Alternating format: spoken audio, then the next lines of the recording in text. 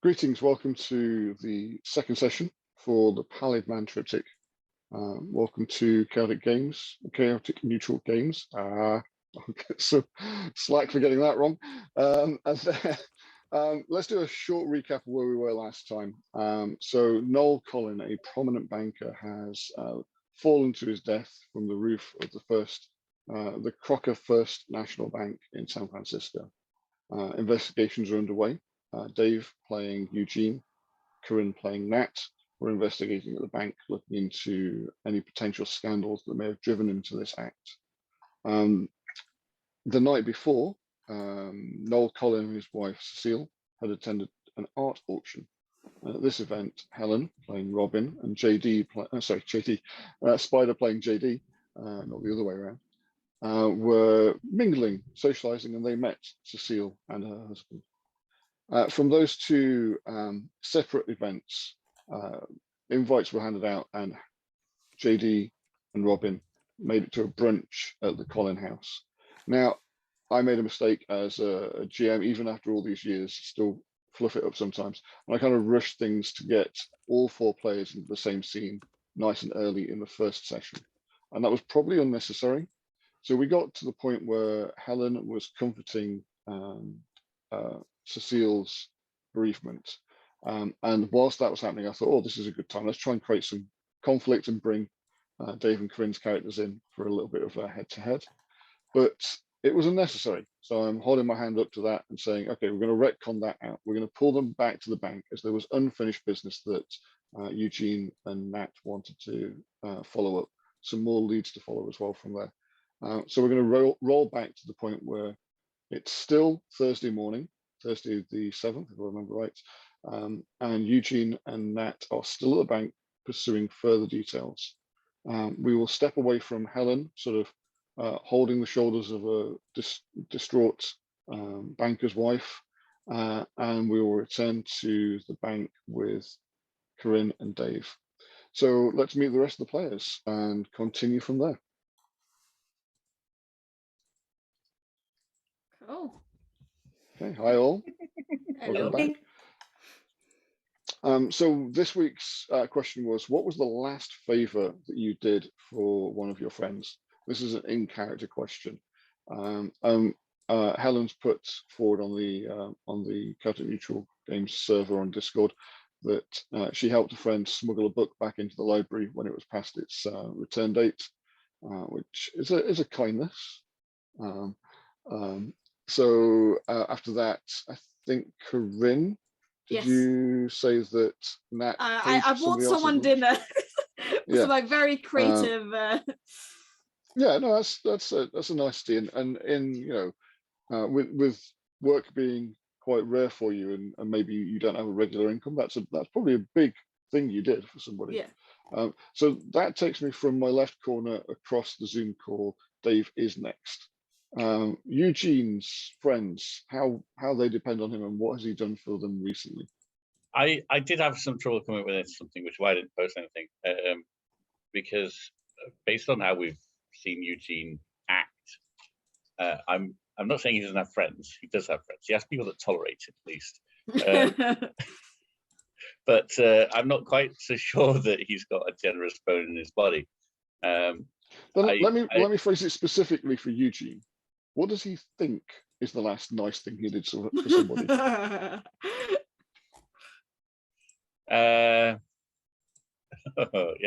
So I mean, he probably thinks that if he has any kind of friends, then he spends time socializing with them, and seeing them, and like spending time with them, and maybe even occasionally hosts the odd party or whatever. But I don't think that he spends a lot of money on it. I don't think that he does anything, because he struggles to pay his own bar tab. I mean, I just don't see that he's got much of a generosity in him to go and do something selfless.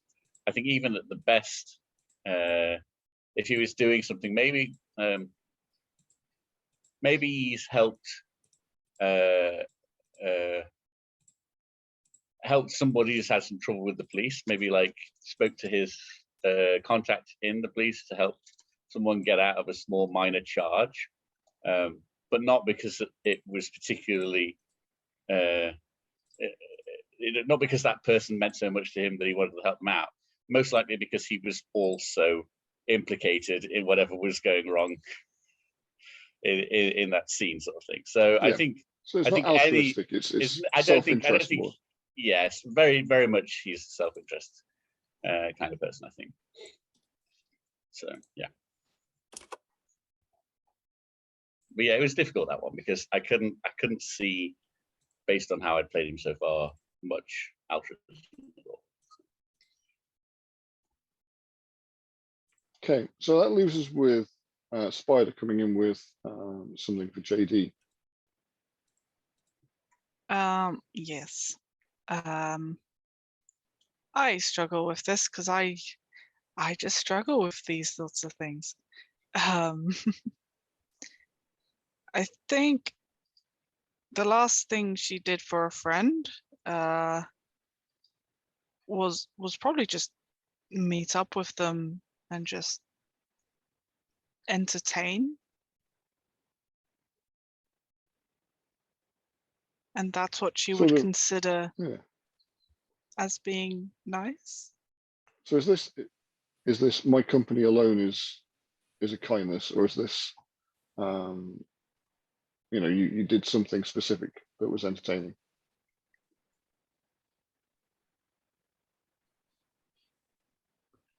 I don't know. I think more of they went out together and just like hang out, and they had coffee.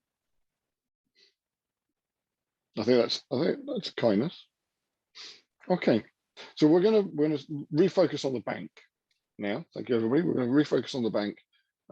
I've showed a few of the images that are relevant for the from the last session, so you can see a few of the portrait shots. And I've also, the last painting I've posted up was the last photo I posted up is the paintings that we showed last time. But not everybody in the Twitch chat would have seen those unless they've checked the forum since.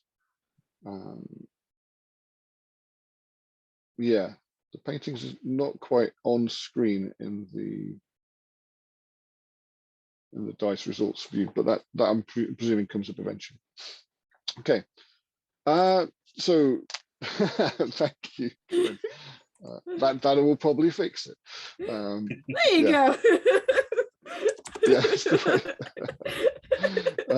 so that producer and deputy producer all Corinne.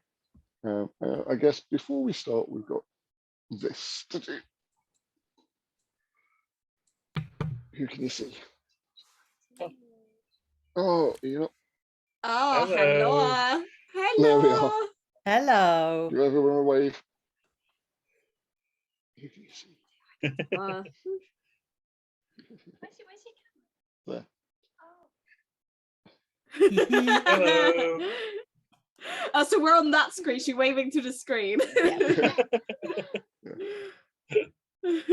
So we have my Twitch feed is there, along with my Roll20, and the camera is here.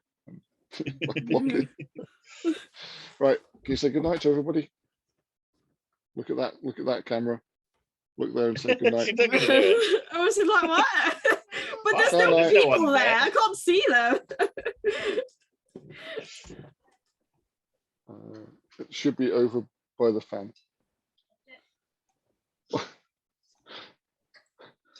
One second, guys. Yeah, there we are. Oh. Right. Everyone says good night. Night.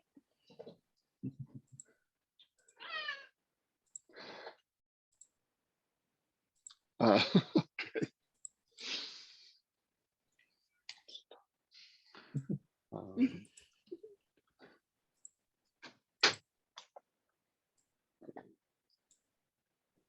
So back to the bank, like. Yes, if I remember right, Dave, you and so Nat and Eugene had just been spending time with the painting.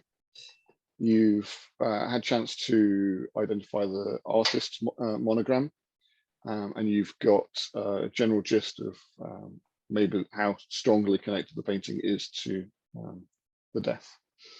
Yeah. So you're stood you're stood in the bankers in Noel's office with the painting and access to whatever else is going on. So I don't know what Nat thinks specifically, but there are two things I'd like to still check out in the bank.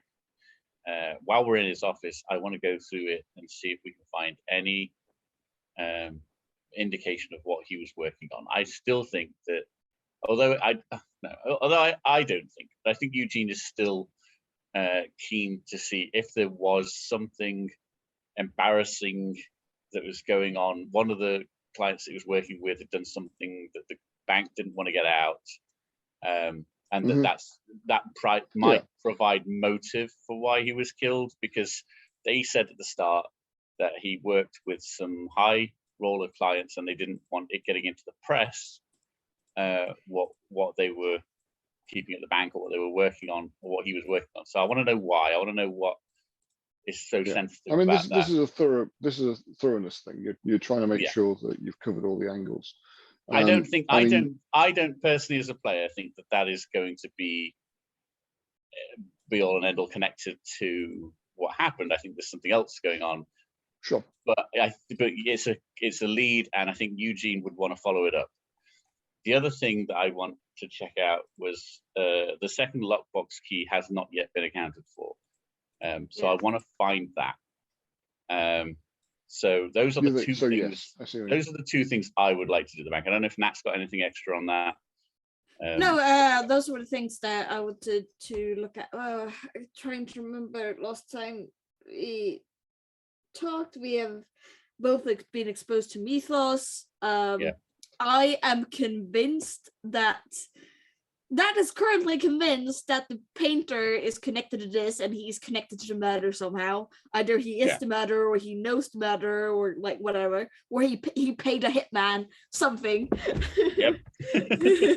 I think Eugene's along the same lines there. I think though in his head he might be along the lines of thinking that the reason of this is because the reason it was sent to him, the reason this was all happening to him and why he killed himself is because of what he was working on. Yeah, like there's if the painter is doing it, the motive for doing it is because of the sensitive information. Sort of thing. Yeah, I understand that. Okay, so I mean, you look around the room, but you were actually told that you could ask Miss Farthinghoe for those details. And she's just sat in the outer office. So quite happily, we need to find his bloody journal as well. Yes. That was another thing we wanted. Yeah. Yes. So Dave, I don't know if it came up on screen for you guys, but I've shared a handout for you on the chat as well. Ooh, let me look at that. And you should have it as a handout so that you can look into. Oh no, cancel that then. A typed out version. Yeah. No? Noel, clients. There we go. Okay, so for those that can't see it, I'll read it out. The Emporium Department Store, 835 Market Street, East Asia, Asiatic, I think that's how it's pronounced, Company Exporters, 433 California, the Bellevue Hotel, 505 Geary, and Call Bulletin Newspaper, 74 New Montgomery. So these are clients of Noel Collin, of the guy who committed suicide or threw himself off the roof, whatever we're going with. Yeah. So what do we know at first glance about any of those companies, people, Mike? I mean, Nat has a big connection to one of them. Oh, yes. Which is to look at because I can't see. The Emporium, which one? Oh, newspaper, of course. The Call Bulletin. I work for them, don't I? You're definitely trying to land a permanent role there. Yeah. So far, a few freelance bylines is all you've managed. Yeah, cool. I'm gonna phrase it to my dear friend name. Is this Dave's character? Dave's character's name. Oh, right, Eugene. Eugene. That I have worked for these guys before. But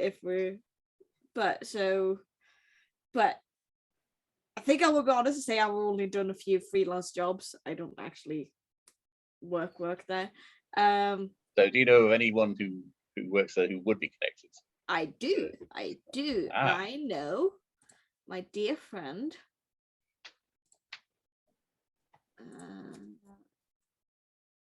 Craig Harting.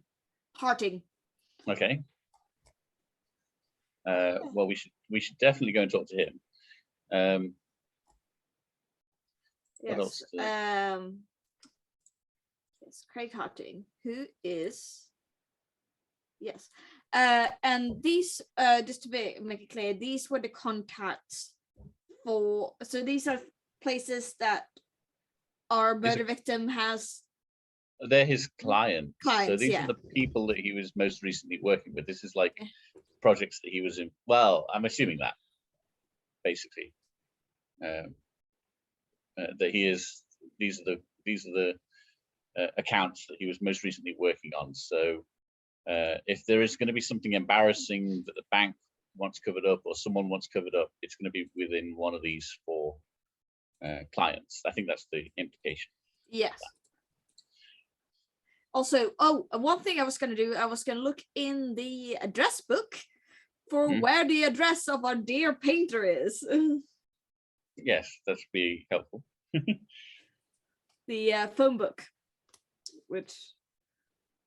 Okay, So- then in which case, I will send you to the Chaotic Neutral server. Have a look through the pictures I've taken and posted in there and see if you can spot any names that are relevant.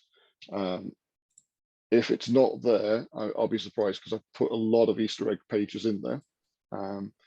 But I will have a quick look and make sure of that to be certain. There are pages and pages of entries. Oh yeah. By looking through, will I immediately spot the newspaper of this guy being dead for 2 months? I mean, it's not like you know to look for No. the newspaper. Yeah. So I'm going to pull out the prop while we're talking about it and have that to hand. Okay, so the name of the painter, remind me, is Eugene Bourne. Eugene Bourne. So I'm looking for B. That's not B. Ernest Bourne, isn't it? Ernest. Sorry, Yeah, Ernest. Eugene. So Eugene is Dave's character. Yeah. Ernest Bourne, and it would be on B. That's not B. There. Is it on the yellow page? Right, let's do some numerology on all these numbers. Oklahoma. That's Yes. So if the page isn't visible on there, I now have it here on me. So I will take pains to get it to you. Brown, Builder, Burns. There doesn't seem to be any Bourne on the. That's probably of no use to anybody. No, I cannot read that at all. I guessed as much. I apologize. So I'll get that prop added to the chat or the forum if it's not up there already for you to have a look at. But you find his details. Yeah. And it's on page 5 at the bottom. Ernest Bourne, 730 Montgomery. 730 Montgomery. That's quite close to the newspaper. Well, it's on this. It's not really. 730 Montgomery. Cool. Okay. Cool. I have his address of this total murderer. Shh, I don't know he's dead.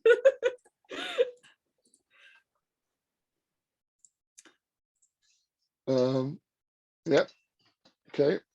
So yeah, the phone directory is right there on the shelf next to the desk, right in this office, and you sit in the chair of the dead banker for a moment and leaf through it and quickly find the page, spotting the details and making a note of those for someone to check in on later.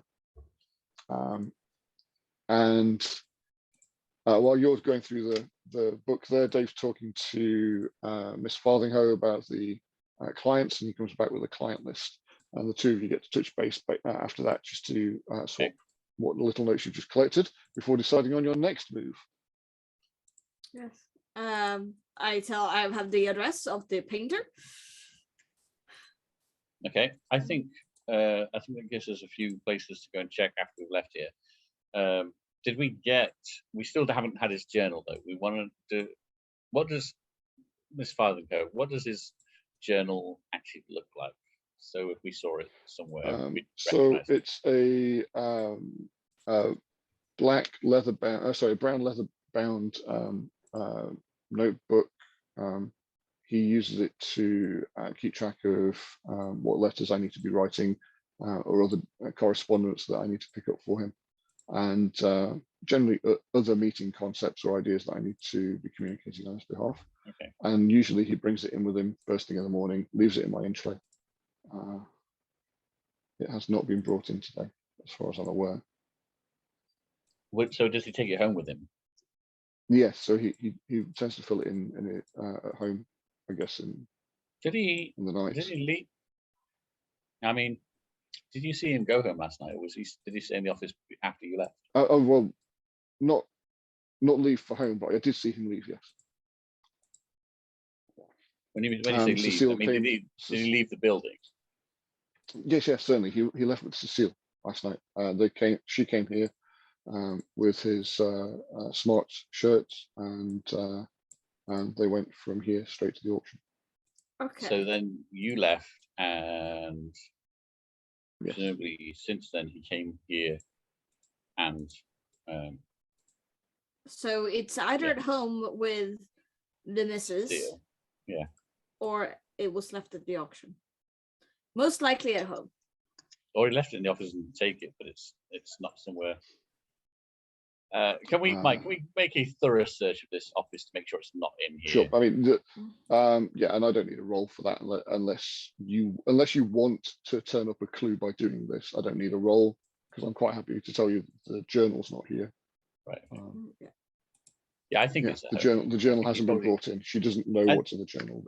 Yeah, he either left it. He either took it with him to the auction and left it there, or it's at home. I think he didn't bring it in with him when he came back.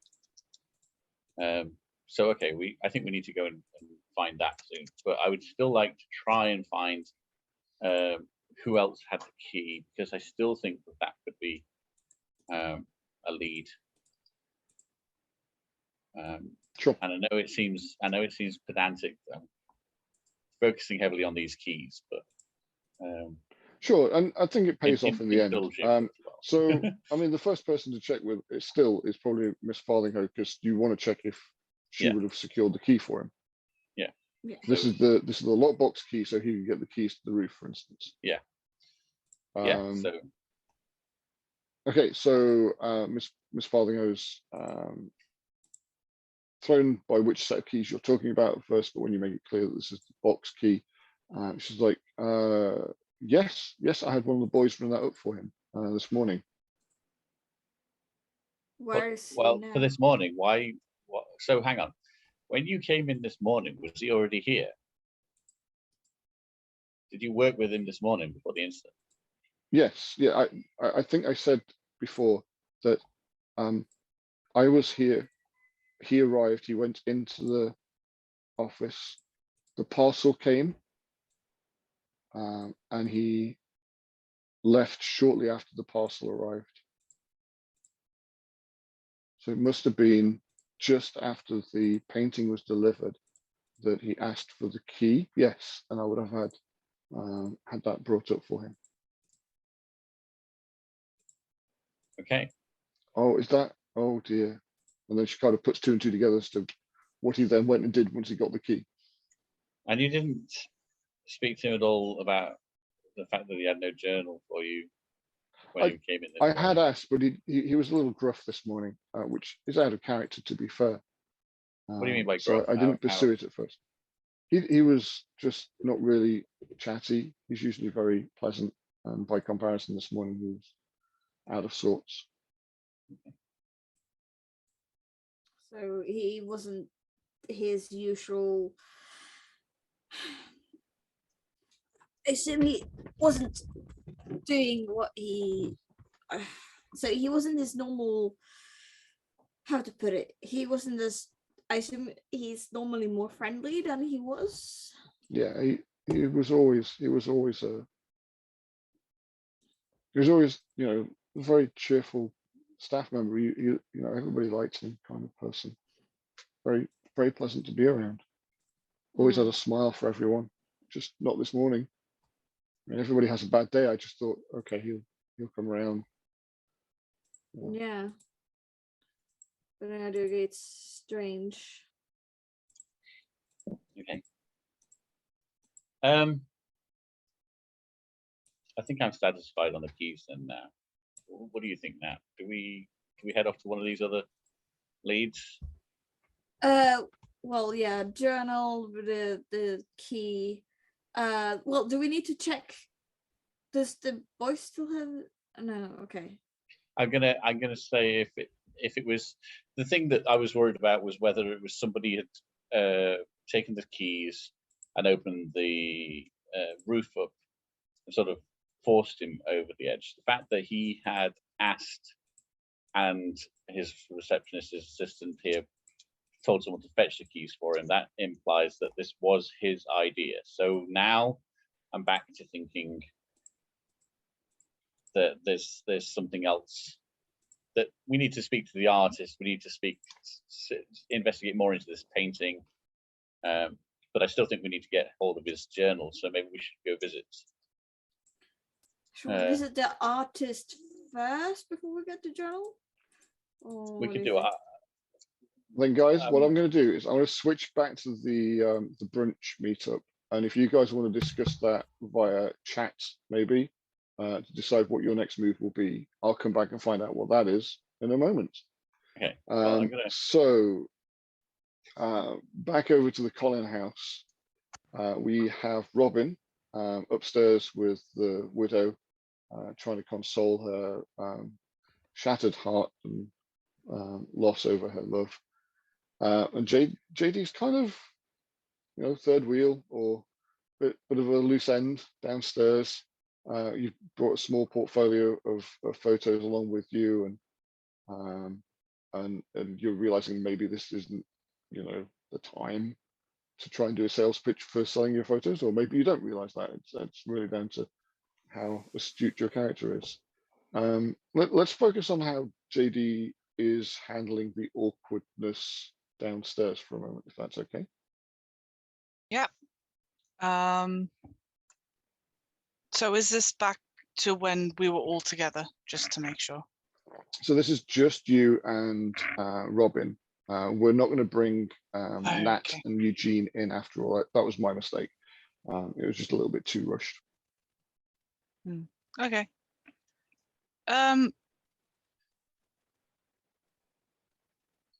So you're sort of in a sitting room area, in a nice house.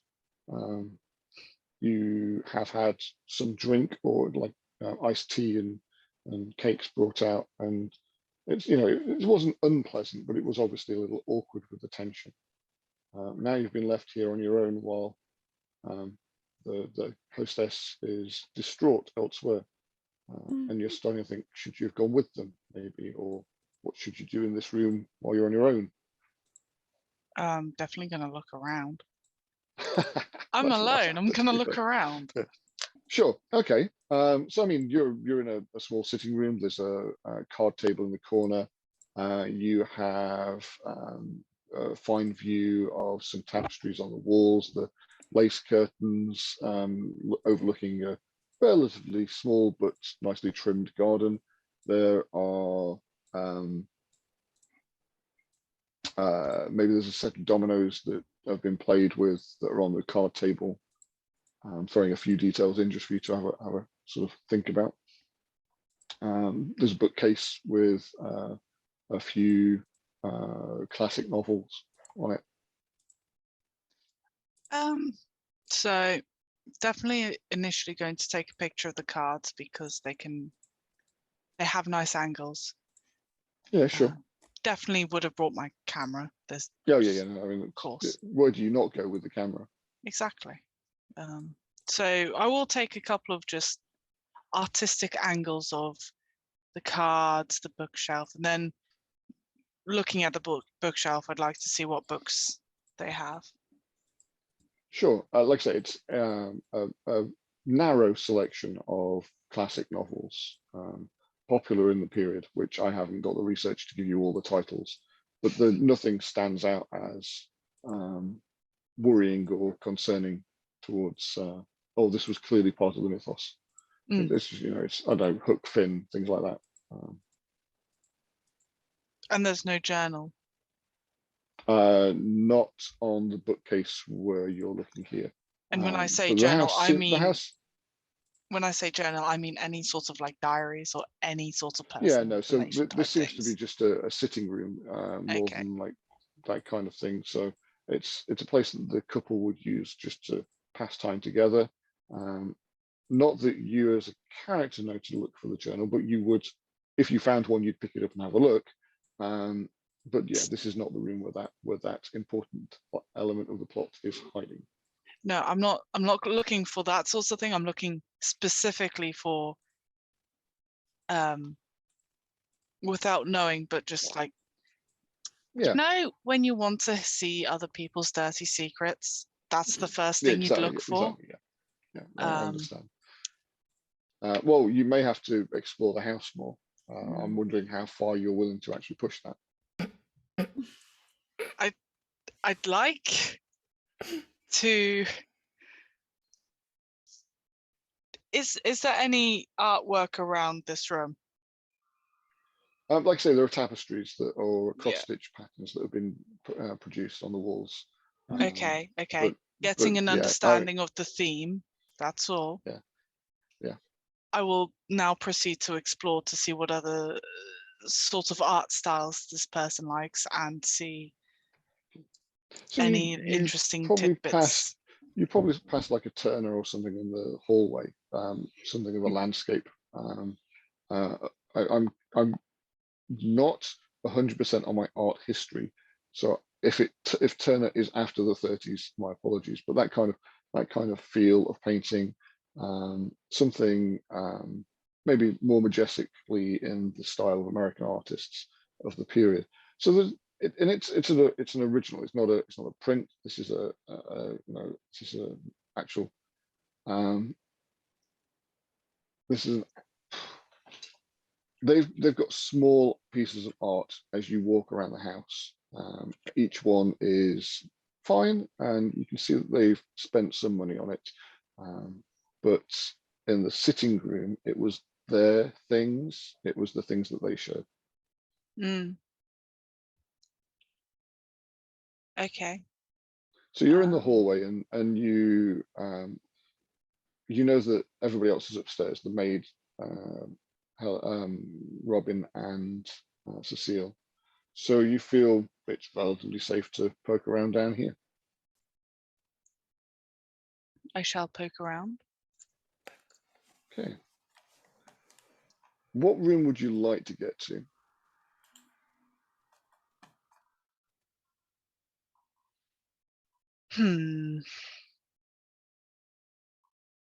The kitchen. I always want to know where the kitchen is.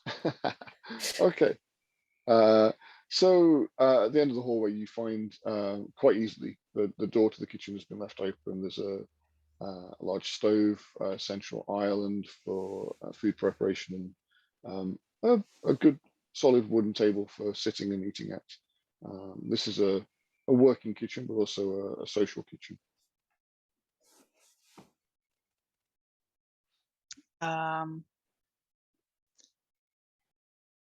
Anything pretty?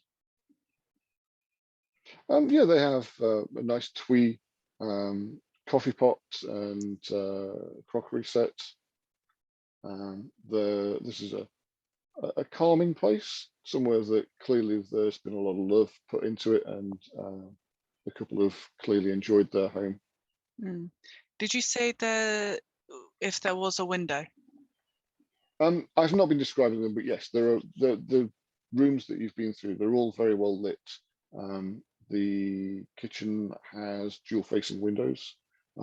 Again, one out to a nearby park that the house overlooks. And when you look this up on a map of San Francisco, apologies that there are no parks nearby. It's 20 minutes away, Mike. Yeah, fair, yeah. And if you look it up in San Francisco today, this park was obviously built over in a large urban expansion sometime in the 50s. I feel like, Yes. yeah. We're in the 50s. Okay, I'm gonna put the coffee pot. I'm going with coffee pot because that's what my brain says. I'm gonna put it in the windowsill. I hope that I'm gonna pretend there's a nice little, when there's a lovely ray of sun coming in, and it's just gonna make a little scene, take a picture. Gonna be a bit sparing when I'm not in the living room because permission and whatnot. And I go just rummaging around and stuff, and then move on to probably find a little snack. What I mean by rummaging around. Yeah, I mean there were cakes back in the sitting room, but yeah, you find some sandwiches that have been prepared for lunch that people have overlooked, doesn't it? Okay, so you're walking around the house now with a sandwich in hand as you move through to another room, and the door opens into a darkened room. The curtains here have not been opened. There are no lights currently on in the room, but you get just from the light, the ambient light coming in from the hallway, you get the gist that this is a gentleman's study. Gonna assume there's a lovely little table that I can rummage through drawers. Menace. There is a desk. Do you wish to open the curtains so you've got a better view of the room? Why does it feel like if I say yes, there's going to be consequences? Because the mythos Because game. there should have that you should have that feeling. I mean, there will be. You'll have more light. That will be the consequence of opening the curtains. Yes. And It we can all be a know I'm very positive sensitive to the consequence. light. Yes, very sensitive. I'm going to. I'm going to open the curtains. Yes. Mhm. Sorry. Okay, there is so the light. room's a little dusty. It's not been aired since yesterday. I cough a little bit. You see much more expansive, much larger arrays of bookcases here. There is a very fine work desk set out with an inkwell and old-fashioned and then the word escaped me. Fountain pen, thank you. I got there in the end. Thank you for your patience. The desk has been tidied somewhat. There are signs that the room is regularly used. The seat, kind of like the one I'm sat on, is a sort of revolver kind of office chair, and shows regular usage. Yeah, it's a comfortable looking place. Very nice. Nice, nice, nice. I do sit in the I like Chair? words. I'd The like chair? to sit in the chair. Sure. Did you Make a say myth it of spins? Did Yes, you? you give it a good spin round. Yes. Yeah, this is a luxury room. You're leaving crumbs everywhere, of course, as you spin. Of course. I take a nice, like, you know, when you get a blurry picture, Yeah. Oh, right. Yeah. just like of the spinning, Right. like of the ceiling sort of thing, you know? I don't know if that makes any sense to anyone else, but it makes Well, sense to me. you take the picture that in your head makes sense, and we end up knowing that you've taken something. Yeah. So you do that and reload the camera with the next plate of film that you want to use, and you get yourself ready for that. And I am looking for a file that I'll need in a minute. I will, after spinning around and doing all that, look through whatever's on the table, just idly rummaging, you know? Yeah. A good idle So rummage. you take a look.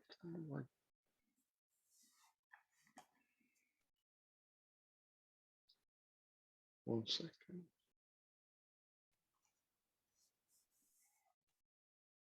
I'm a little bit annoyed with myself that I don't have one of my assets ready for you to see.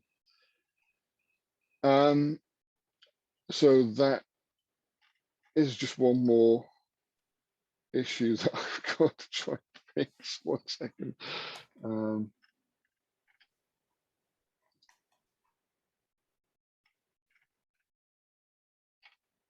Mike, do you want to take an early break? Give yourself 10-15 minutes. Yeah, that might actually be worthwhile, guys. Can we take a, because it is coming up for towards 9. It's a bit early on, but we're going to take a short break so I can find this thing so I can share it.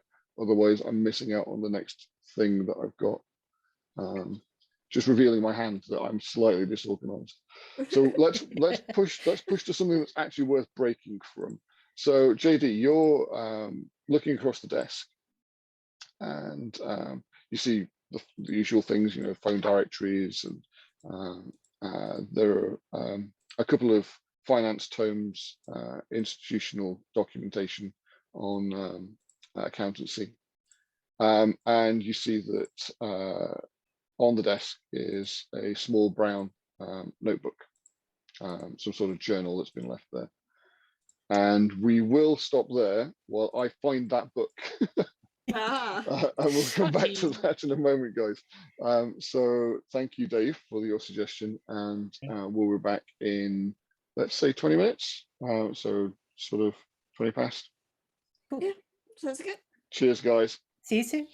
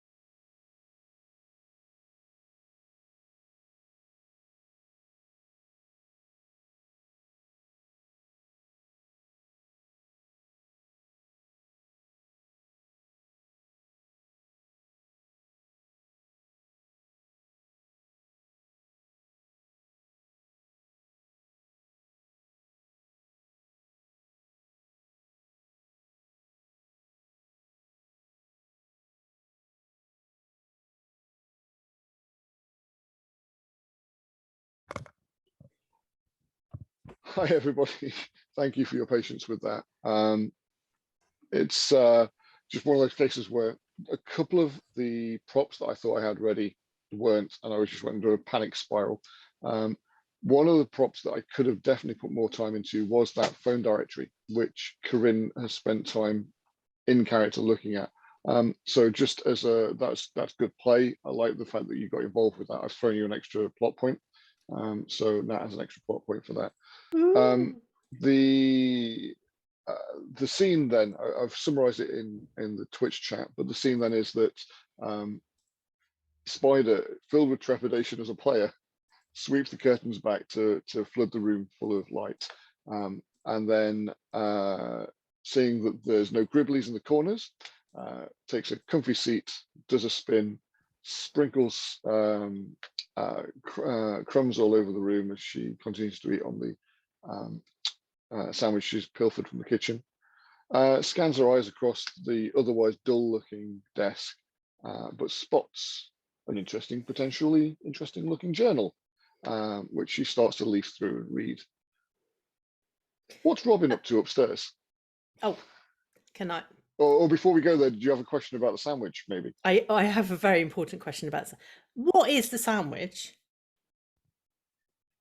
I refer you to the person who's currently eating it. They might be able to tell you. Nom, nom, nom. Well, it's jam and cream. In a Strawberry sandwich? jam. Yeah. And cream? Yeah. In a sandwich? Yeah. And you made this? Yeah. I doubt that would have just been sat there. Yeah. Cool. Did you double dip either the jam or the cream? Oh God, no. I would never. So, like, is there now cream in the jam? Is there jam in the cream? No. No. Cool. No. That's no, good no. then. I'm just wondering how much of a destructive force you are in this house. I would not stand for someone doing that. No. That's a big deal breaker. You see, I hate that. I put my hand up there. Our character, I absolutely hate that. But now I'm thinking Eugene does that. Oh. That could have been next week's question. Do you double dip? No, there we go. Okay. I think there is butter in his jam jar. I think that is a thing. This is. That makes painful. Helen, so upstairs in Cecile's suite, she's starting to compose herself. Yeah. What task do you think the maid would have been looking to? Because the three of you have been here, and I think I'm going to yeah. draw you out on that. I think the maid has actually been tasked with finding appropriate morning gear, because obviously when she woke up, she didn't know this had happened. So Yeah, she fair. was dressed for brunch. It was like bright. I mean, she's quite young and, obviously beautiful and comes from money. So she was wearing, a beautiful, brightly coloured sort of floral dress. And while Cecile's been like washing her face and taking her time in the bathroom, the maid has been going through and trying to find some sort of appropriate morning gear, which she's, I think, probably struggling to do. She doesn't strike me as someone who has a lot of black or sort of somber clothes. Cecile. Okay, I think the maid does identify something that could suit, but she seems unsure about it. And so as she returns to your side, so she comes in sort of next to you whilst you're holding Cecile up a little bit. She says, "Ma'am, the only really suitable item I could find is one of your old work suits." And she holds out a comfortable but business attire skirt and blazer. Would you like to use these items for your morning wear, or should I maybe call out to have somebody bring something for your size. Cecile looks at them and goes, "Oh my, no, I've not worn those since I was at the bank. I don't think I could. I don't think these would. No, I don't think I could." No, no. And so Tracy, the maid, takes these away and puts them back and says, "Then I'll go down and I'll use the phone in the study, and I'll phone for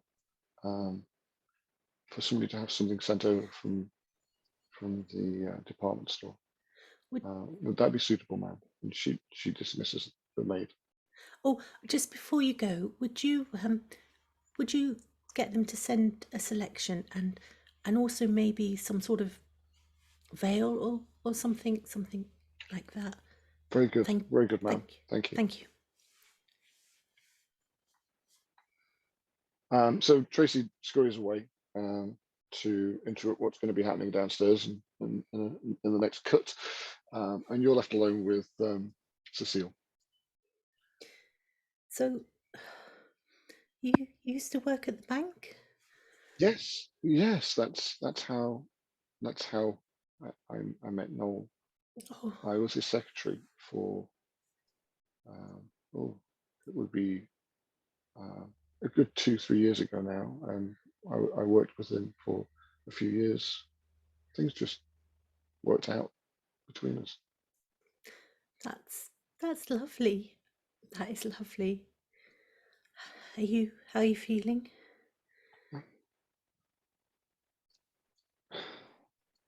So the initial shock's gone, but I can't really process at the moment. It's like expecting to walk in any moment.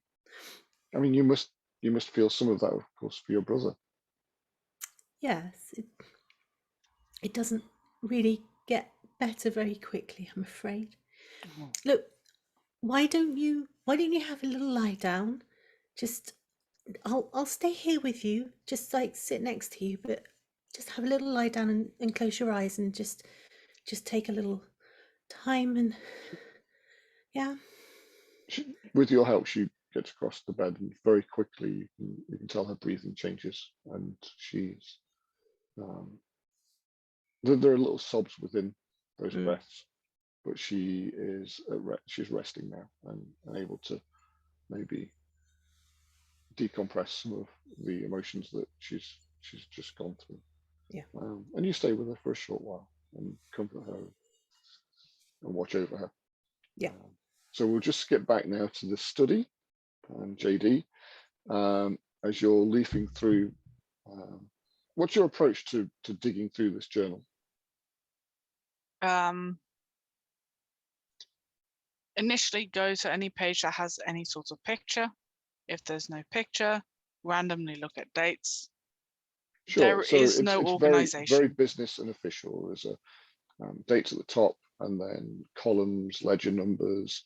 Occasionally there are pages where he's written out brief notes for letters that he wants written. So you're seeing Mrs. F, and then instruction, dry cleaning to collect if possible. Next day, numbers, accounts, notation marks, something like get Jenkins to check his numbers again, that kind of thing. As you go page after page, it's relatively dull. Yeah. I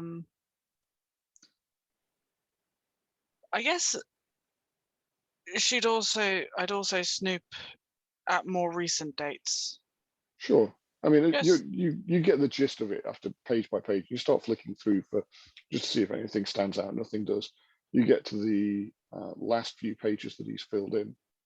You know, he's about halfway through this journal, and again, same in, same out. And then on just before you get to turn the page, there's a slight dip in his handwriting style, and then as you flip the last of the pages that have been filled in, you end up seeing a distinct loss of control over his penmanship, as he's trying to scroll the last few details under the date of last night, trying to put down some sort of legible instructions for Mrs. F. And again, because you've seen him write it over and over, you can tell what it is he's writing. but it's the content of the page opposite this that is most striking. I'll take a picture of just one random before, the actual where it starts, and then some evidence. Sure. I say evidence.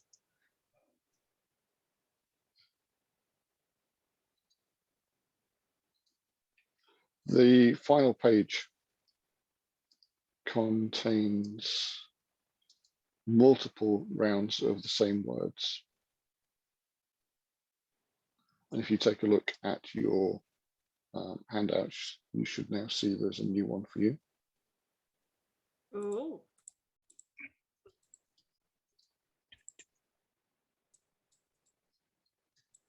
Oh.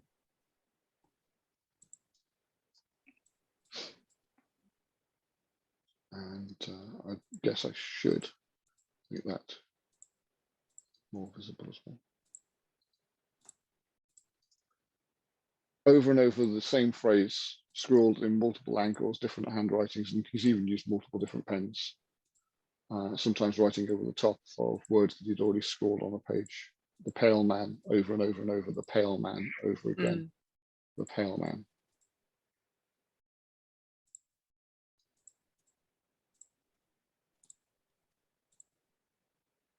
Can I get a mythos check, please?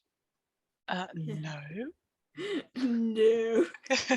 In your scene, this will be quite an easy one, as you're not exposed directly to the mythos influence. This is a bit by hearsay almost. And also, of course, there is only one plot point in this scene. So Yes, that's because I'm not there. very easy 4 you need to beat. So I just pressed the I wrong have rolled button. a 1 on my dice. Does that mean I get a plot point? You can spend a plot point to purchase my D4, but it's not in your interest to do so, I would advise. I mean, in case of the plot points, I think that is in our interest, but I'm gonna go with alertness because I am taking a picture. Sure. Speciality is photography right now. And I'm gonna use photographic memory Okay. as a hindrance because I want to make it a hindrance. Sure, and I think it makes a lot of sense because what you see, you don't forget. So this is going to stay with you. The gradual unhinging or rapid unhinging of this man's ability to stay legible in his own handwriting was a little disturbing. I can see that. So I am using my camera, so that is a Yeah, asset. it's if nothing else, it's an anchor point for you.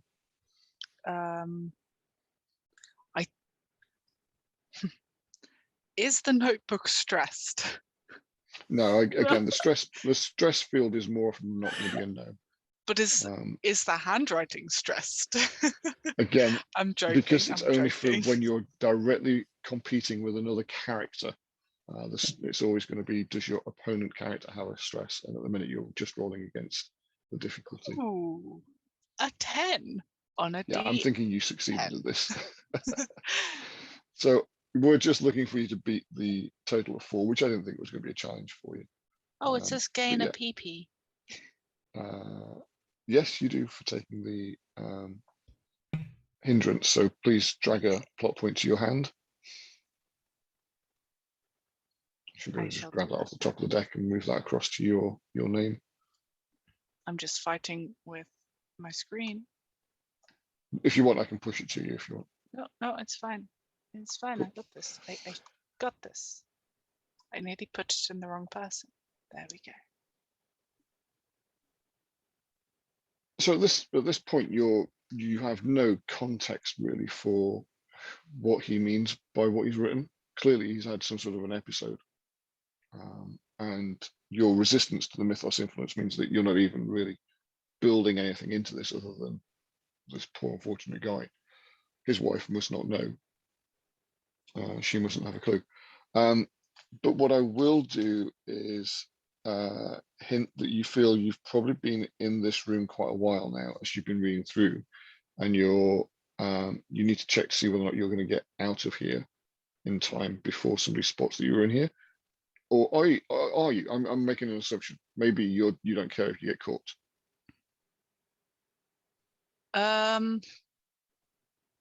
Is there anything else in this room? I mean, Just in yeah, general. there's bookcases and bookcases and bookcases of books that you've not looked at. There's probably drawers under the desk that you could investigate further. I mean, at the minute, you're just digging around for things that might be interesting. It's not like you're investigating the plot yet. If there's a pen, like a Yeah. not fancy looking pen on the desk, one that no one will notice will disappear, she Yeah. will take it Sure. Okay. and leave. Okay. Are you just So you are trying to steal something and you are trying to leave before discovery. So we're going to make that a roll as well, just to see how that changes the outcome of the plot. Can't take her anywhere. So I think still this is fairly easy. Not very easy, which is actually come out saying, but easy because it's D6s, not D4s. But can you beat that with your stealth skills? Let's see what stealth skills I have. Do you have stealth skills? Is this something that I can say I have, since I don't have It any is certainly. specialities? So you can spend a plot point to just have an asset that is good timing or whatever it is that it takes. Or if you have unclaimed skills in your specialty section, you can specify now that you have skills in that area as you see fit to name them. Pen So thief. looking at your character sheet. You specialize in stealing pens. Pens. Yes. Nice. She has to deal with officers every now and then. She's gonna steal pens. Mhm. I mean, this could be Big pen. an asset of kleptomania, for instance. It could be you've got either a D6 or a D8 in your specialities that you can still assign. So I reckon larceny, you're. I guess. Yeah, you could be quite speedy about how you take things. Like, you've obviously got decent dexterity if you're a photographer. I have an agility of 6, Yeah, but an alertness of 10, which I'm putting together to make Mhm. good dexterity. Fair enough. Um, I just reckon you're probably got decent like sleight of hand or something. Maybe you practice magic tricks. So yeah, sleight of hand as a D8, maybe. so you kleptomaniac? Is that where you're gonna make it code? She's not a kleptomaniac. She just likes a pen. yeah, Spider You being know- spider. spider being spider. Spider, can I give you sleight of hand as a D8? Yes, please. Okay. I am a seductive sleight of hand expert. Sure. Okay. Look at So my that's on your camera. character sheet now. Oh no, what did I say? Nothing. No, as in, look at my camera and then you nick their pen. Sorry, I didn't. Oh, So you're looking to beat a 10 when you get these dice pulled together. oh, yeah. Okay. Scroll up. So, dice pool. Yes. Oh, I thought I already started. Oh well. Dee, dee, dee. And it's gonna be agility. And it's a D8. Now.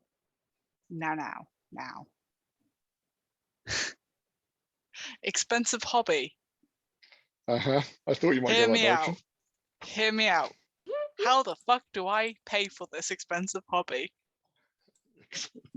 With pens. With pens. And therefore, I have practice, and so it's a help. Yeah, sure. I mean, I can see that you managed to bankroll your expensive photography habit by not having to buy new stationery. Mm, So you write off the stationery expenses at the office, yes. and that's what makes your hobby affordable. Totally. I don't have a relevant asset.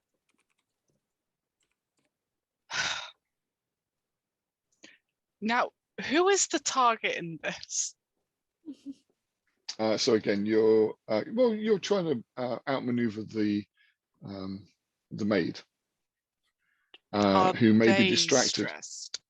Yeah. I will, because we've said no so often. I will say that the maid has got stress because she's in a house of bereavement now, and she's trying so very, very hard, but she is distracted by the emotions that are surrounding her.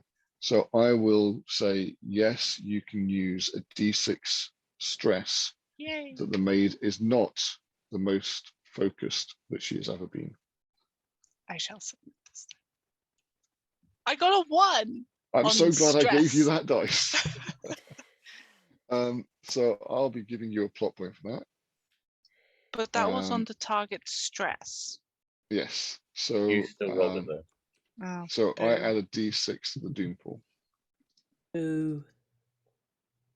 And that's Oh, cool. I need to remove one of the plot points that I got for I don't know that you do. You buy had one to the start with. You had one to start with. You earned one for using hinder in the mythos check, and you've just earned one because I paid you for the dice. I don't think you've spent any yet. So you have 3 plot points that have been built up this session. Oh, okay. Spend them. Everybody's now got the impression that spending plot points is good. That was my idea. That's what I wanted. Yeah. So looking at your results here, you have you've rolled a 5, an 8, and a 6 that you can use. You're trying to beat a 10 in total. Work out the way that you want to Literally add those anything. up. Any combination The bar dice the you 1. don't add, the dice you don't add will become the effect that you can then apply. So D8 probably. If you use the 5 and a 6, and then use the D8 as your one you hanged over. Okay. What are you trying to Okay. beat? You're trying to beat 10. 10. I mean, yeah. Yeah, if you do it that way not- and get a D8, well- what I'm going to basically say is that Tracy, the maid, is going to come in definitely too late to see you doing anything, but later when she's trying to find the things that have gone missing or tidy up the crumbs, this is the stress that you're putting on her. What's the what do you have to have above the score to go up like a next level? 5. 5. Every step of 5 above But you've steps got you to up another level of the dice. Yeah. Okay. So you can't do that because 14 is the most you can have. Yeah, the best you can get here is a D8. You could get more. You could get more if you spend plot points. Right But now. then your Yeah. effect dice ends up being a D4. No, So because now you're having to step if you up get the if you D4. get 5 more, you get a step up, so it goes straight to a D6. But you already have a D8, Dave.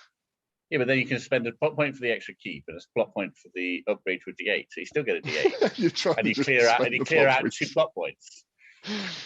Which contribute towards mythos. Yeah. I mean, it's a safe bet, right? Yeah. Dave is gaming the game here. I like it. But I'm putting a cap on that. So Wow. Don't take my doom pool away. Don't take it away. Your success puts a D8 of bothering stress on Tracy the maid. Should you need to slip anything past her in the future, I've made a note of this on my character sheet for her. You've she made will. the maid more stressed. Yeah. Yes. Well done. That's mean. It may have not been deliberate, but that's what's happening. So I give JD control of the getting out of the room in time shot. What does that look like, JD? Give us a brief description of how close that is. So the door's going to be open slightly, and the maid's going to come in to see what's going on, and JD is behind the door and quickly slips out behind her. Nice. Very good. Can I add in that the only thing the maid sees is the chair spinning empty. Oh my god, yes. It's And just- that's why and the she's fucking curtains are open. stressed. Yes, Curtains are that's open. why she's stressed. Jeez. There's a Yeah, ghost. all the spooky stuff going on. Yeah, nice one, Dave. Okay, I like that too. Okay, I think then we will switch back across to the bank at that point, as we've had a moment where things have been revealed and things are now opened. And guys, you've had a brief discussion between yourselves, I think, about Yes, we where had your an next stop's gonna off-screen chat, and I believe that we've decided that the most narratively interesting place for us to go right now is to go and check up on the artist. be. Interesting. Yes. I am all for that. Yes. Because no We're one's gonna going to go be there. and knock onto the empty house. No, I have an entire thing ready for that. Oh. You're very, very lucky to be there. So I just need to make a small alteration, as I was expecting somebody else to go there first. But that's okay. So I mean, seeing as the only people that can see this are Dave and Corinne anyway, I won't need to make much of a change. So All right, okay. You guys all right? 628. I'm very tempted. Yeah, just working this out. So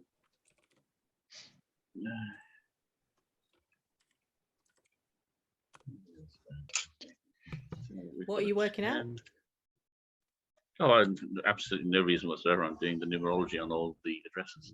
Oh, okay. Oh, okay. For no reason whatsoever. No, I think because Dave knows me, I think he knows that I hide Easter eggs just about everywhere. But my hands are Also, tied just- on this one, Dave, because all the addresses are written by somebody else. So if they are numerologically important, it was somebody else's I'll design, tell not you in a mine. minute.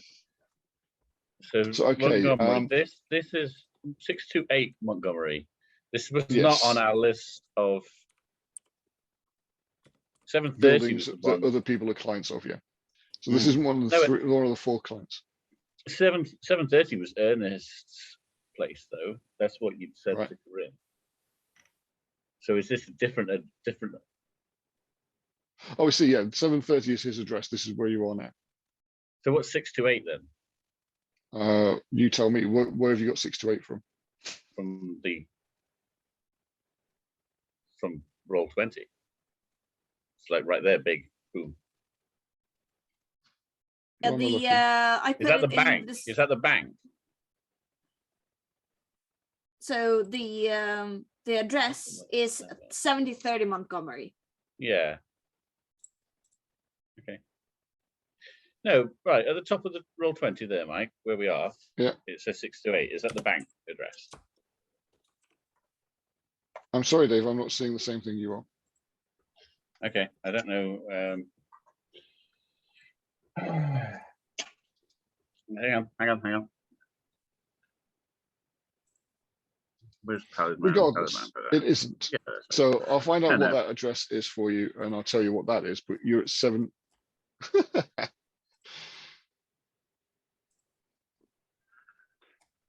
Can you not do screen grabbing Edge? So it's that.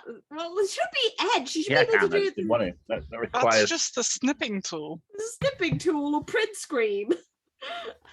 Other browser types Doesn't are matter. available. We I'm don't just- support one over another here. Yeah, but we Although we also do flag seem to those off as well criticise sometimes. somebody for Is that what really- they choose. Are people That we have people tried completely Edge? Edge is discriminate good. against. You should try Edge.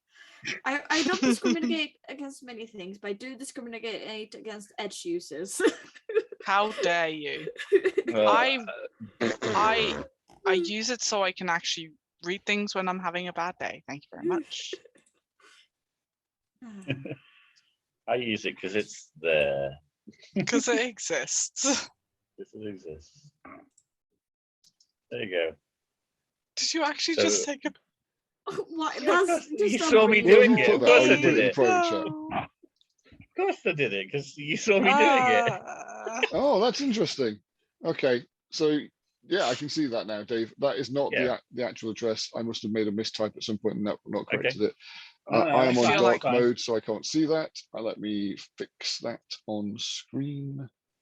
That'll be on the map layer. Switch out of dark mode so I can actually see it. Hold on. Yeah, Thank you for solving yet another mystery. there we go. 2C 628 Montgomery Street is what you've given for the monkey house. What I've given for the monkey house is 730 Montgomery. That's different to what you gave me. Is it? Yes. When did I give you that? That's on my character sheet. Really? Oh, jeez. Yeah. This is why you don't give other people. Information I there. mean, I'm fair going enough. to assume that based on this, the neurology is going to be of no use whatsoever. So I'm thinking Yeah, of adding Yeah, now that you found this it. out, I yeah. am thinking of still adding it to my character sheet as one of his specialties. The numbers mean something. Yeah, no, it's 628 Montgomery Street in Washington is correct. Well, And the because flat is 2C. because Corinne did all that hard work to do the research, I'm going to go with hers rather than anything I set up in previous session. Ah. And it is in the book, so where I got it wrong, I'm not sure. But Right. Okay. Thank you for this slight derailing. I am comfortable with that. So you approach the monkey house, as it's affectionately called by residents and locals. This is the Montgomery block. I've shared a photo of that to the Roll20 chat. Hopefully that's visible in, yeah, they're visible on the Twitch too. You approach the main door for the apartment block, and obviously you've got to like buzz in, and somebody comes to the door and says, "Yeah, what do you want?" We're looking for Sir Man. I should really be Ernest writing. Bourne. Ernest Bourne. You're a couple of months late. What do you mean? He died. Oh, Is there any chance you could let us in? My name's Eugene Kerrigan. I'm a detective working a case. It's very important. I'm his assistant. This is my plucky young friend. Yeah, it's very important that we basically get a chance to have a look at his things. So could be very important. Could help with a very important investigation. Sure. I mean, I think his death was signed off as a suicide. It's not a big mystery, but I've still got his stuff in his room because I'm waiting for his family to come collect. Oh, Well, yes. I can assure you, sir, that his family will not be impeded in gaining access to any of his things. But if we could have a quick look through them before they're passed on. We are not investigating his death, but we are investigating someone else's death that he may have been connected to. Any help you could give us would be greatly appreciated. You know what? It's no skin off my nose. He takes you up the stairs to the first floor. I'm sure somebody I've told the exact room number that he's in, so I'm going to be careful not to name it now. But it's probably like 2B or something like that. 2C. Thank you. There are 2C. All right, so he is in room C on the second floor. It sounds like. Okay. How are you doing your like equally detailed notes as you always do, or is it? No, it's literally on my character sheet. It's fine. Yeah, so I knew I'd probably put it down somewhere. I have got very organized notes here. But oh yeah, if you haven't seen Helen's D&D notes, she writes down damage on the turn and like writes the enemy damage in red. I fully approve. I don't do it for this I- because there's a stream. I can just watch it back on the YouTube channel if you haven't looked before. May, thank you. Yeah, I'm very pleased to see that it's been added there. I've been pushing that into other channels as well. Okay, so the landlord cracks open his keys, unlocks the door, and says, "Look, I've got a boiler in the basement. I'm trying to fix. Just like when you close the door, maybe just yell down. Let me know that you're done. Knock yourself out." Okay, immediate Okay. question, Mike. Does the place feel warm or cold? I mean, it's a fairly humid, warm day, so the building is almost refreshing, and it's not chilly, but it's cooler than outside. So So the boiler's Um, broken as in not providing heating. Excellent.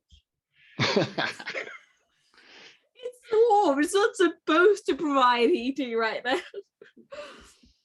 Well, yeah, but it's broken. So I'm gonna, yeah. I mean, like- if you're asking him, he's like, yeah, I've had complaints that the hot water's not running. Oh. So I'm just making sure that the boiler room is all up to spec.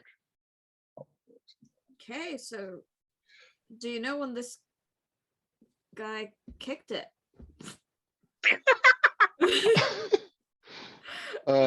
Yeah, man, it was a mess. What were the, So the you're catching him circumstances before he of goes. his death? So Yeah. sorry. Helen, Before you so- go, good fellow. so- Yes. What were the circumstances of our of your? Okay, his so death? I mean, I don't even know if I can do it justice. This one was I'm like, sure you can. I mean, Weird. this is an art house. The building is filled with some very kooky customers. It's a stock and trade. You know, we have the art industry. It's the neighborhood. But He was an artist. Was he this not? is not the first time somebody's passed away on these premises, but nothing like this. So Okay. what happened? What happened? Tell us. So Let's he- gossip about the character's brother's Did death. it? just a crazy This- idea. Just a crazy idea. But by any chance, is there a painting of exactly what happened to him before it happened? not that I know of. I Okay, don't know right, how. never mind. I don't know how he No. could have painted it before. Yeah. Yeah, He- don't worry about that. He smashed the roof door down, so the Bro. roof access, just flattened it out, carried it out onto the Access, roof. right. The door. The remains of the door. It was in tatters. There were still some broken boards even after what he did. Okay. He nailed the boards together, Okay. I know where this is going. Okay. doused them and I himself. know where this is going. Nailed them together. What shape did he nail them together? When you get two boards and nail them together, they're always in a cross, Dave. Yep. Yeah. I'm just Nailed covering all nailed the them together. bases here. Just Nailed covering them all the together, bases here. doused them and himself in kerosene, set them all on Kerosene. fire, and Uh-huh. leapt to his death entwined around this cross he made. Okay. Okay, so he burned himself to death with these On a cross. on a So, cross. As he plummeted to his death, As he from the plummeted. roof. As his he death, plummeted to but- his death, so he set on Yeah, yeah, fire yeah. and then jumped off the building. jumped and then jumped. Okay. Okay. Right. Can I have a Fucking quick weird. reminder, Mike? I don't believe that me and Corinne have seen all three paintings. We've only seen the one of the ledge, haven't we? Yes. Correct. You have no idea that there's more to it than that. Yeah. Okay. So just keeping that in mind. Okay. So I'm thinking Okay. that seeing as lunch was being served almost at the brunch meetup, this is sometime, say around 1-ish, 2-ish in the afternoon. Yeah. All right. Let's go through his stuff then. Okay, so the guy's like, yeah, I mean, just the room, yeah, take a look. And he disappears off downstairs. Crazy peoples. Yeah. Okay. Right. What do we see in the box? What is I assume a box of belongings. Yeah, it's a fairly small room. pretty bare of any furniture. There's a wardrobe pushed against one wall. The bed is stripped of bedding. There are a couple of small crates by the door. Okay. The floor has a ragged rug on it. The curtains have been left drawn, so the light that's coming in through the window is somewhat dappled by that. And so the room's not well lit. I'm not trying to pull the same dread moment that Spider had. Let's open the curtains and illuminate. I mean, that everything. does actually make the room look nicer Yes. as you open the curtains. Much more And calm. you realize that Ernest, or an artist before him, but let's say Ernest did this, has done a very nifty thing with the room. He's used a form of false perspective and actually drawn onto the walls to give the illusion that the room is probably about 2, maybe 3 times the size that it should be. So from a certain point within the room, if you look around you, it feels like you're in, okay, take on me kind of sketch of a room, but it's, you know, a larger room than it would be. Only ruined by the fact that you're stood in a small patch in the middle of this open space, which is real compared to the sketches on the sort of cracked plaster of the room. So there are areas where like the wardrobe ruins the effect, and you get the idea that kind of you're sat on the bed. It's the best position in the room to get this this effect.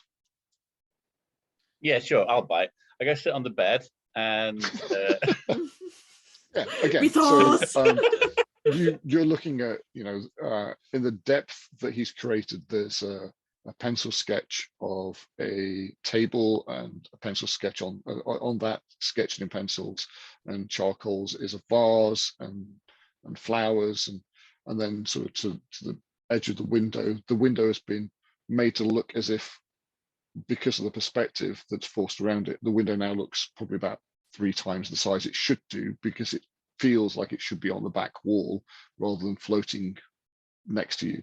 It's clumsy because the minute you move, the room just doesn't look, it just looks like there's a lot of lines on the walls and stuff, and it doesn't really make sense. Okay, right, okay. And again, like I say, the fact the wardrobe is where it is kind of ruins the lines anyway, because you can see that it's in the way of the artwork that he's put on the walls. Do we need to move the wardrobe, Dave? Do we think we need to move the wardrobe? I want to try one thing first before we unleash hell in this room. Because I might be able to do it a different way. Right, I want to get a bit of a sway because I've been drinking, but I want to basically try and find in my head exactly where that vase is on that table. Yeah. Okay. Yeah. Then I am going to close my eyes and walk over and pick it up, or possibly just walk into the wall. But yeah, we'll see what happens. No, I mean, basically you pace out the actual real room, and you can feel the approach of the wall as you get close to it. It's not okay. It's not an optical illusion. It isn't. Right. It isn't a portal into a pencil universe. It's just my eyes were somewhat opened last session. Okay, let's have a look at the wardrobe then. Does this wardrobe? Sure. I mean, like he's still got a few things hanging in the wardrobe. I was thinking more along the lines of, does it look like are there scratch marks on the floor? Does it look like it'd been moved? There are dusty scratches on the floor. Yes, because he's drawn beyond it before he put it where it is. Cool. I would move it around a bit just to basically be. Okay, I mean, you pushing it into the corner? Are you pulling it into the middle? I would like to pull it out so we can have a look at the back of the wardrobe. So you there. Are you seeking assistance from Nat, or do you think it's something you can manage on your own? I mean, I can probably manage it on my own, but I'm not saying I'm not. I mean, I'm not trying to be macho here with like, Dave. Don't worry, I'll handle this. I'm the man in the room. Yeah, I mean, I'll get you to. I'm not even going to get you to roll against it. Yeah, I mean, I will if you want me to, because you know. No, there's I've rolled a chance for 2. you- I mean, unless you actually want to throw some plot points into the mix, unless you want to earn some plot points by I mean, well, I mean, rolling you want me badly. to, right? You want me to, right? So should I roll? I mean, you should, because he's thrown a 1 and you want that d6, don't you? Well, yeah, I do want that d6. Let's see what Yeah. we can Okay. do, Yeah, right? yeah. So You're going to buy that. I'm gonna roll first and then see how we go, because you never know, right? Well, you have to buy it before you roll. That's true. I do. Buy it. Buy I'll it and buy take a hindrance. I'll buy it and take a hindrance, and then that evens out. It's almost like there's a voice in my Okay, head fair telling me how to do this. Mm. Right. Okay. So strength, muscly stuff.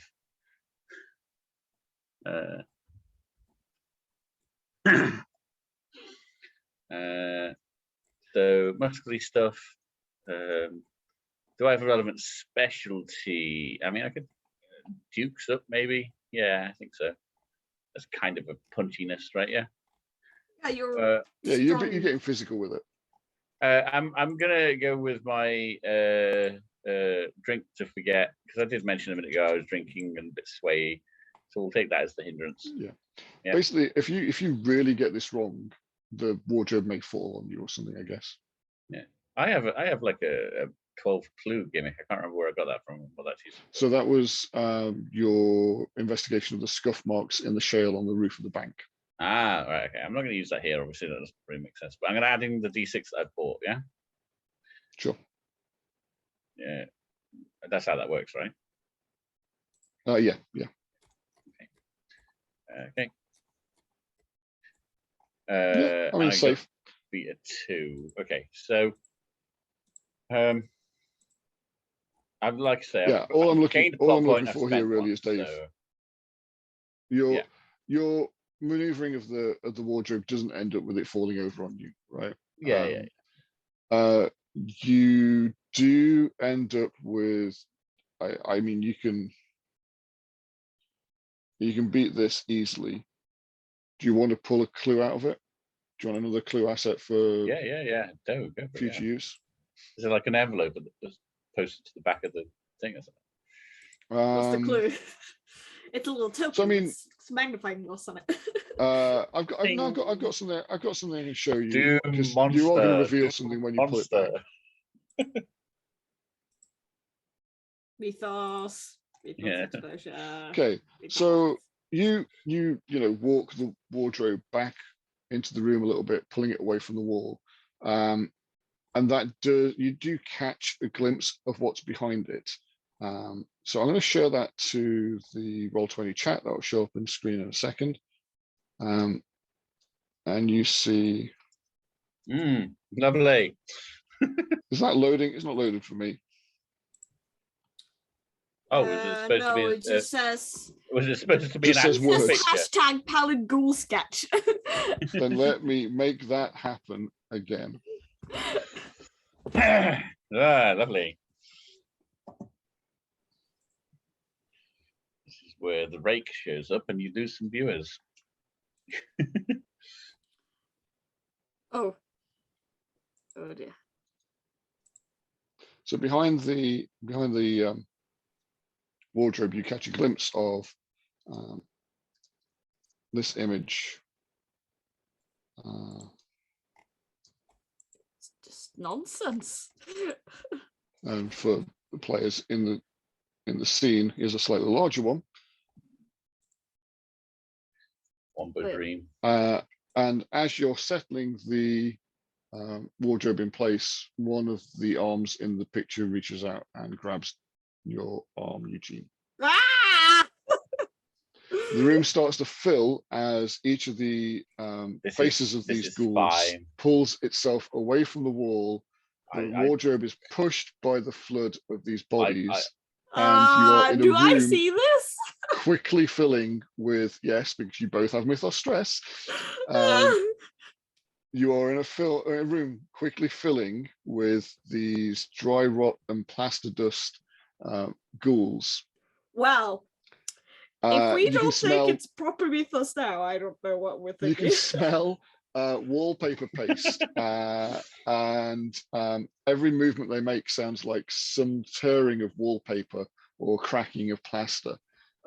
They push the wardrobe over, almost flattening Eugene as he steps aside. Carbon monoxide poisoning. With unseeing eyes, they rush the two of you and push you towards the door of the apartment. And we enter what is They want us out. this campaign's first combat. Yay! Whoop, We're whoop. Okay. fighting our imagination and carbon monoxide poisoning. Now, I'm just reassessing the mob size, as I kind of assumed there'd be other people here. This is fine. This is fine. This is This is fine. fine, is it, Dave? Okay. This is fine. So, effectively, Dave's action was moving the wardrobe. Okay. Maybe we should And say you are yes to caught off clues. guard. Dave, if you right click on your token, you can flick it to the acted side, just so we can keep track of who has and who has not acted. I'm having some internet issues, so I might not be able to do that. Hang on. Okay, don't worry. To be honest, it's not exactly required. But Is that showing up? Is that showing up? Because it's, yeah, that is acted. Yeah. So you now pick between the remaining characters in the scene who gets to go next. This is the initiative system in this game. So you can pick to give it to Corinne. right, yeah. Nat So can take an action. having done this, no, having done this before, let's get them out of the way. I'll pick one of the Pallid people. Okay. Ah, Then their action is to try and push you guys out of the room. Yeah. okay. And I will take a specific action against Nat. So bear with me. I will roll the mob dice. That is more than I intended. I will Okay, it drop, doesn't have I will that. drop the Okay. 8. I will drop the 8 as I was only intending to roll 5 dice. That's a lot of dice. Still, it's a lot of dice. Still a lot of dice. Would you care for me to re-roll? No, buy that one. Exactly. Right. So Yeah, ignore the yeah. ignore the 8 I've at the got a top. plot point. I'll use it. It's Nat's, And it's not me, Nat's is it? action. It's Yeah. It's Nat's so, action. So yeah. Nat, you are to be right. To be fair, I am gonna buy that one because I want to keep my plot points down in case we have to do mythos check, which I'm pretty sure we're gonna have to do. yeah. So Okay. And plus you get a D8 in your roll now. yes, that's Yeah. it. Sure. So Yep. drag your card out to the desktop, and then either leave it casually there or delete it. Remove card, there we go. Okay. And to be fair, because they are acting, you should have set the difficulty first. So this is slightly off order. My apologies, I got that out of order. But we'll let it off this time. So you buy the dice, even though by rights it would have been rolled after you tried to dodge the rush. Okay. But let's go with it. So they've got a 14 to try and get you out of the room. Okay. They will be keeping a D8 effect if they are successful. Yes. Now, question is, do I actually want to try and be in this room with things, or do I want to run away You from can this creepy give in. shit? You can give in. So for a start, if you've not bought the dice yet, don't buy the dice. You can give in, and if you do that, you get a plot point for giving in, and they push you out of the room. No, now it's is it not self-servants, or oh my gosh, some really hinky shit is happening, I need to know more. Yeah, I mean, look at it this way. It's like a crowd of people are rushing past you, and you're being pushed along by it. You can try and move out of the way, not wanting to be swept up, or you can try and keep ahead of it, not wanting to get crushed. I mean, these are the kind of mentality, the kind of like snap decisions you might make. Yeah, I mean, she's gonna try and like get back in because all she's registered is thing appeared, getting pushed out. Oh wait, I'm supposed to be in there. So let's see, dice pool builder, and yes, I bought the thing. I am trying to get past the ghouls. I would be using, I mean, either agility or strength. I'm thinking agility to kind of weave between them. Sure. Specialities, dodge. My D8, I think, is quite. Yeah, that applies. Yeah. Coping mechanisms, my distinctions, trying to impress, School of Hard Knocks. New sounds. You've certainly been in a few scuffs before. Yeah, I think they help. I don't think any one of these specifically hinder at the moment. Do you have a relevant asset? I will. Well, yes, because I bought you one, so D8 there. Yeah, is that? Yeah. My target does not have any stress at the moment because it's. Correct. And these are a mob, so rather than doing stress, you're going to wipe out their dice, so they won't have stress. So unless you create a complication for them, there are assets. So there are distinctions in the room. I should have been clear on. So, for instance, you're in a small and cramped space. There's a narrow doorway, and there are packing boxes by the doorway. These are distinctions that could help you if you're trying to stay in the room. Okay. So I needed to beat 14. So if I use a plot point to buy my 4, I can beat them. Your 6 and 7 beats 14, doesn't it? No, it doesn't. I No, can add. that's 13. I can add. I totally can add. I'll be paying you a plot point for the 1 that you rolled. Yeah, which I immediately pay back to. By the 4, yeah. By 4. And then I can I use my the one as an effect dice, or how does that work? I can't remember. You get a D. Do you get a D4 or D6 as standard? I can't remember. Right. Okay, so if you spend a plot point, the one that I've just given you, you give it back to add all your values together, then you're at 17, which beats my 14. Yeah.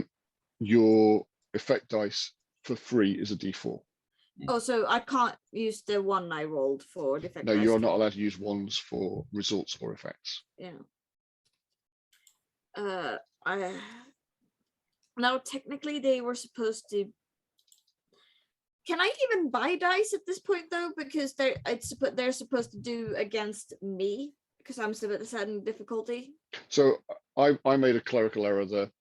Tonight has been the night of GM impreparedness. That we'll just go with the flow here. So you bought the. Well, I don't know if I want to buy that one because then I used to get a D4 of the asset, which is nothing, isn't it? What was the asset that you used in this roll then? The asset is the D8 I bought from you, essentially. Yeah, then there's nothing else you can buy. Yeah. Yeah. Yeah. So you are successful in staying in the room. I mean, yeah, that's if I sure, let's have a D4. Raising the target currently for them to get you out of the room to 17, but with only a D4 effort at the minute for staying in the room. So the effect dice probably won't be an issue, but that's their action for now to try and get you out of the room. Right, and you've resisted. And you've raised the stakes to a 17. If they try to do it again, they've got to beat that number or give in. Yeah. That's our action. We're now going to give the action to Nat. Okay. So they came out of a painting on sketch on the wall. Sketch on the wall. Okay. Yeah.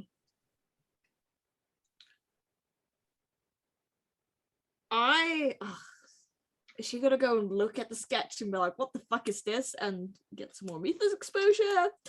You're going to need to fight your way past them. Yeah. To get to that wall to look at it. Yeah. And they are still trying to push you back out. So it's like they're coming out from the wall, they're flowing through the door, they're getting past you.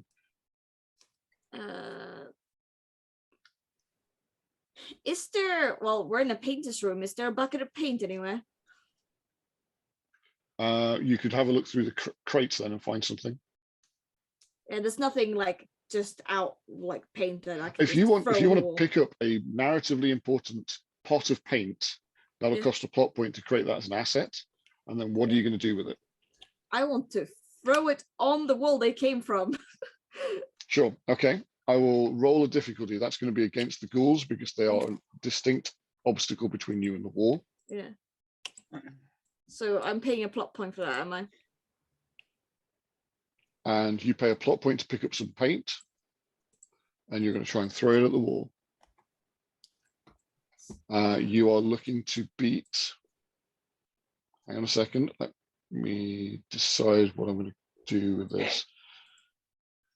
I am going to make it difficult for you. I'm going to keep 3 dice. So I'm going to spend out the doom pool. Oh, I will spend a D8 out of the doom pool. So I'm now at 3d8 rather than 4. So I can keep a 3rd dice. So I'm keeping the 2 6s and the 5. Your target number to beat is a 17 to get this paint to significantly impact this sketch on the wall.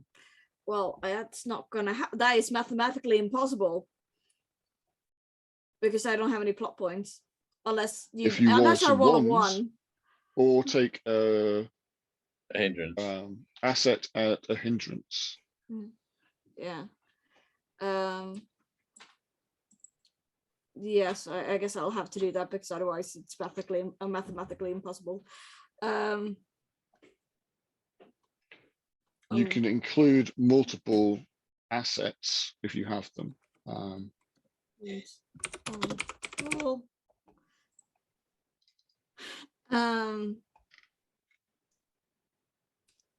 I guess this is well, either strength or agility both work. It's the same. Area knowledge, I don't think can that apply. I mean, you've got a couple of unclaimed skills here. Yeah, the D6s don't. Vandalism. Vandalism. I You've mean, had some I was tough times on the streets.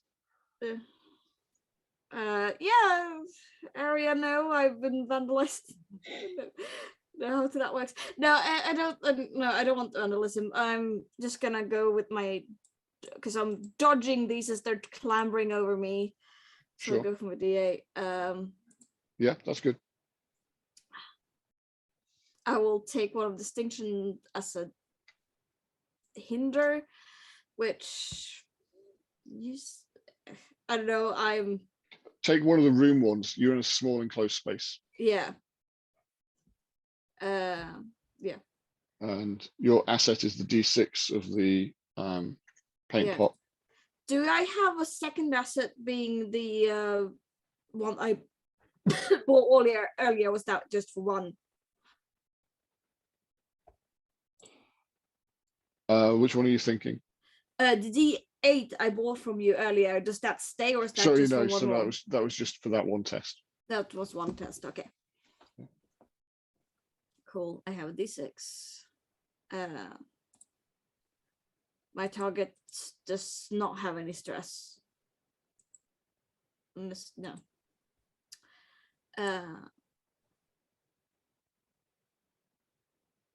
Okay. That's so close. Yeah, I don't think that. Because you get the plot point you need to add the 3rd dice in, but it only brings you up to 16. Yeah. And I have 2 plot points now. So Because I took one as a hindrance. you have. Yeah, you spend a plot point, you earn 1 back for the hindrance, yeah? Yes. Well, I'm not spending a plot. If I'm losing already, is there any point in spending plot point? I guess not. No. Okay. So in the fray with the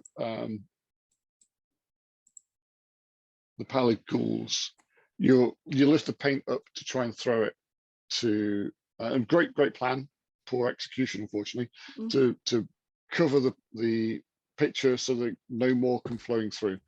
At least that's what I'm picking up as your plan. Yeah. But the ghouls knock you to one side, and this is a failed test, so it does stress.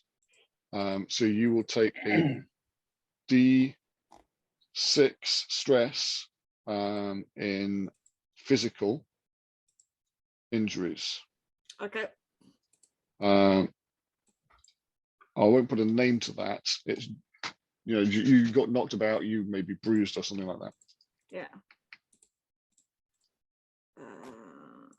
Who goes next, Nat? This This is the end of the combat round, so anybody is a fair game. I would say my dear friend Eugene. Okay. Right. Well, these guys are trying to push us out. Yeah. Yeah, and you saw me trying to badly throw painted wall. Yeah. Okay. Well, Eugene's like, hey, Slim. Nobody pushes me. Gets in their face. Pushing time. Let's go. I'm not gonna do this optimally. Strength, because that makes sense to me. Duke's up. Yep. A bit too punchy. Do I do it as a help or a hinder? I think I'm doing it as a help. I think it's helpful that you're in for a fight. I think it is helpful. Yeah, I'm here for the fight. Although, like, you know, it's like, should I just be like, run away? It's crazy mythos crap. I don't have any relevant assets here. I don't think so. We are going with what we've got. Yeah. What am I up against now? I just rolled for you. It's 14. 14. Okay. Let's go. Well, Joy. I will spend a plot point then. So that I succeed. Okay, so that takes you to 16, which beats the target. 14. Yeah. You're given a free D4 effect dice, Yeah, which could be used to reduce one of the dice in the pool. So it's now 48 and a D6. Dave, what happens? Yes, that's. I mean, so it's reducing it. Yeah, I think unless this is like completely out of what you want to happen, Mike. I think I punch one of the ghouls into the aha sketch, and it goes flying into the vase. Nice one. Yeah, I like that you're using that. So yeah, the one that you punch stumbles through the wall and into the abstract negative space that's been created by the pencil sketch. They stumble, landing on the table that's in the drawing, knocking the vase to the ground, and the flowers scatter. It's going to take them a moment to right themselves and get back into the real room. So he's like, yeah. You're messing with the wrong detective. And in his head, he's dancing around like a complete butterfly. But in reality, he's just like, whoa, I'm fucking drunk. Okay, Dave, because Nat is available again, you can choose her as the next actor, or you can pass control. So hang on. So what have I achieved with that? Where are we at now? So you've weakened the mob. So they're going to be rolling. You've reduced one of the dice in the mob's pool, so it's no longer a D8, it's now a D6. So 48 and 1 D6 is what they're at now. Yeah. If you apply an effect to a mob higher than the mob dice, it removes the dice. If you Yeah, otherwise apply it an steps effect it lower, down. it steps it down. Yeah. So Okay. now all you need is an effect of 6 or higher, and you knock out Take one the of the dice dice. out, yeah. Okay. I mean, I think I'll pass over to Nat then, and hope we can actually Sure. start achieving that. Okay. But yeah, we'll go with that. Well, I still have my bucket of paint, so I'm gonna try and do the thing again with the paint. With the or can I not keep that it's going to impact directly, but with the roll of 1 that we had from that, I didn't mention it before, but we bought that. You took the plot point for the 1 that you rolled. That steps up the doom pool. So the doom pool is 48. Confusingly, I'm not trying to mix the two, but all the dice in the doom pool are now D8s. So I'll just display that. Okay. Next. Because I rolled the 1 earlier. Yeah. Even though that's a I didn't bring D4. that. Yeah. Even on a D4, I spend that, and rather than buying a D4, I use it to step up one of the smallest dice in the pool. Okay. Smallest dice was a 6, so I've turned that into a D8. Okay. Well, you The ghouls are still stringing out the picture. There's one off to the side that's just knocked over the vase, and he's righting himself and coming back towards the room, but somewhat injured. You're reeling from the hit that you had. Yeah. As one of them knocked you into the wall. You Uh, unfortunately you can't disappear into the picture. No. No, but if you throw the paint over the picture, Yeah. will he effectively not be able to get back into the room because the picture is no longer there? Yeah, that's what I'm gonna try and do. That is my plan. Sure. So yeah, I mean need you to- the paint pot that you have will be relevant for this entire scene. So you Yeah. still have paint to splash Yeah. all over this room. Yeah. After all, who cares? Nobody knows anybody in the family. It's not No, gonna we be an don't issue know. for you guys. Don't worry about Okay, the worldly possessions. It doesn't matter because we'll just explain what happened. The Yes! wolves came alive and The tried wolves to hit came us. alive and tried to kill us. So what do you not We had understand? no choice. We had no choice, but they were throwing us around. All the boxes fell everywhere. Paint spilled everywhere. That wasn't on us. Well, some of your it's target still is on us, 14 to get this paint in the right place to be effectively a block for the one that's hidden by the vase. Yeah. This time I'm gonna have my cupidness and then help me as I'm School of Hard Knocks. Relevant asset. Yes, I have a D6 paint. And I'm dodging. I'm using agility to weave around, starting to brute force. My target does not have any stress. I keep rolling ones. That does I'll not give you that help. plot point, and I'll take another D8 in the doom pool. That's harsh. Yeah, I keep failing. This character's just gonna die within like the first. Okay, the yeah, your total isn't high enough, obviously. So they keep knocking every time you raise the bucket of paint up, whether they realize what your plan is or not. The ghouls constantly buff you and jostle you to the point where you're probably getting more paint on you than on anything in the actual room. It's another failed test, so that's another stress. Yes, I know. Again, this character's just gonna die. But it's not necessarily death when it gets too high. It just means that you're currently unable to take action, but you're not there yet. You're on a D8 physical injuries. Now these are stresses I can actually include in the dice pool, but we're doing okay without for now. So I'm not pushing my luck, or at least not Is there a trying my way I patience can too reduce my stress by At the end of a scene, you can spend a plot point to clear a stress. Okay.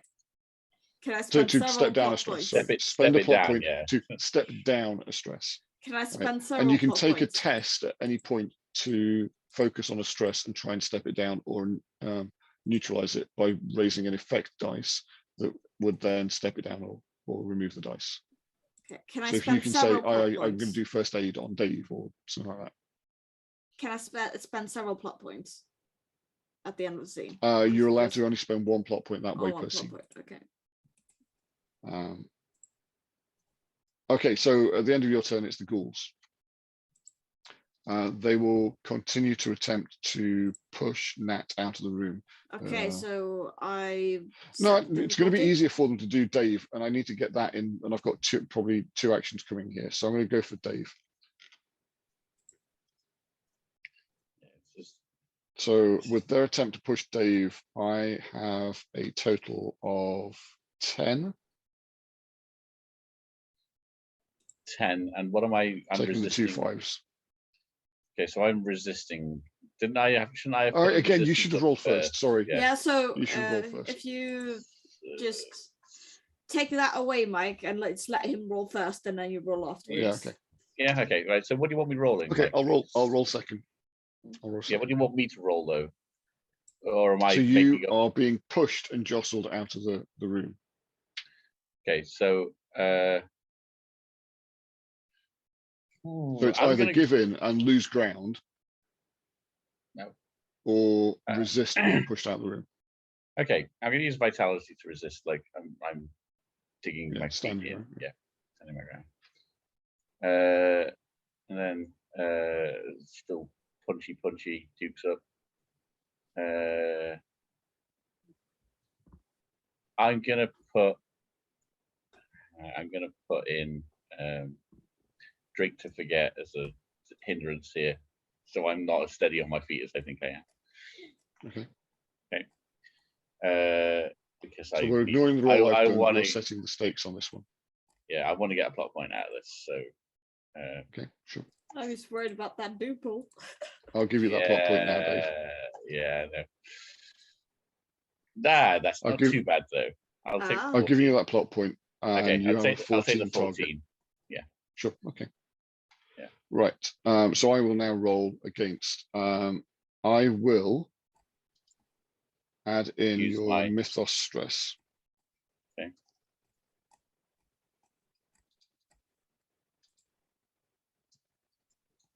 Still only keeping 2 though, aren't you? Unless you spend dice. Correct. Right. You have a total of 14. Yes, I think we're good. Let's like say. I have 13. 13 at best. Yeah. So I Let's will spend spend dice. a D8 from the Doom pool to keep an extra dice. I did my bit. Mm. So I have got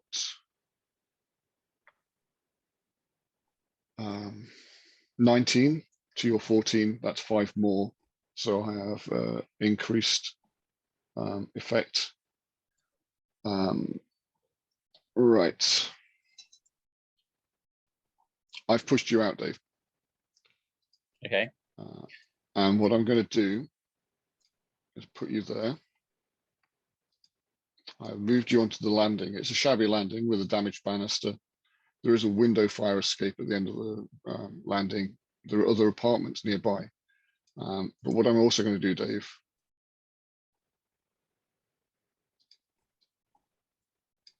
is drop this. And I'm going to pay another plot point, another Doom pool dice, taking me to 3d8 to keep a second effect dice. And I'm pushing you I'm gonna- up onto the stairwell as well. So the swarm of pallid ghouls pushes Dave from the apartment room itself. The flow of these ghouls floods out onto the landing and up towards the stairwell, leading up towards the roof.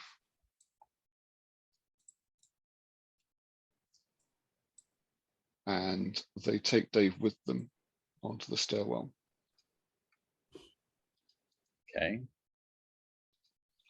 Now the stairwell to the roof has loose carpets. At the top, there is a secure door, recently replaced. And there's poor lighting up here.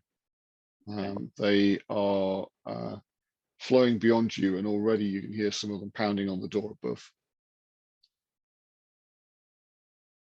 And as it is the end of this second round of initiative, they'll take initiative for the third act. and we'll try to push you out through that door, Dave. Okay. Give me your resistance again, and I'll try and beat it. Okay. Well, I'm going to take the secure door and use it as a help in this one, but I'm going to go with same as I did before: vitality, dukes up, and then the door. Yep. Sure. So let me add that together.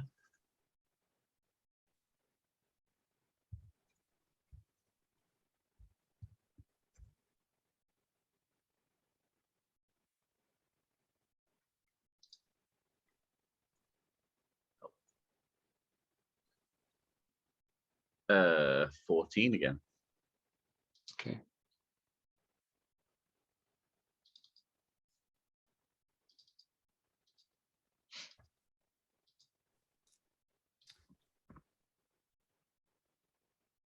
Yeah, I don't do so well this time. Spend That a load of closed door dice, is Mike. keeping them. Spend a load of dice. Take me onto the roof. Spend a load of dice. Go on. That closed door is holding them back for now. Coward. So what happens here is, okay, so you set the stakes at 14, and I roll at most a 9. So they fail to push you up. So effectively, you are breaking loose from the grip, and you get narrative control over what you're doing in that situation. Are you getting down the stairs? Are you knocking them off the stairs? What are you up to, Dave? Just seed a couple of ideas.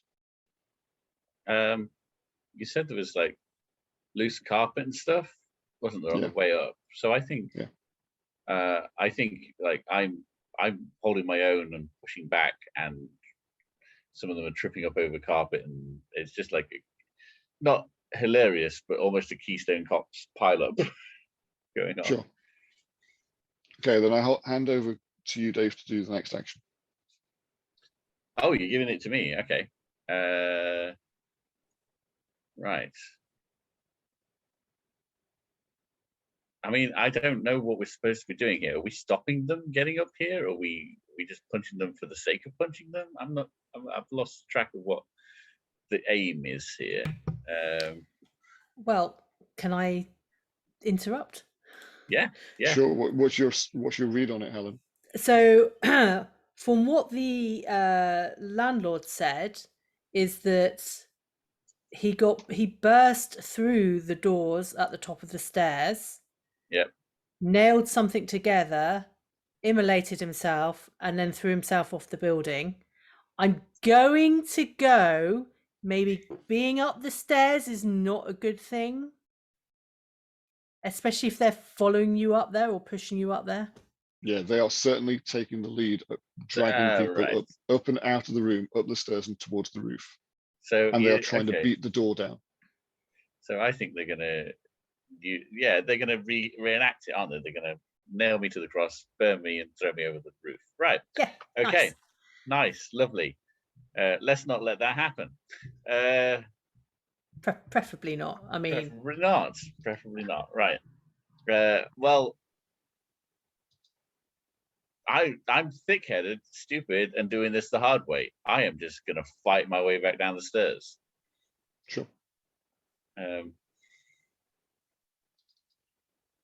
So I need to roll for the resistance. Yeah. I'm seeing a 14 there. Okay. So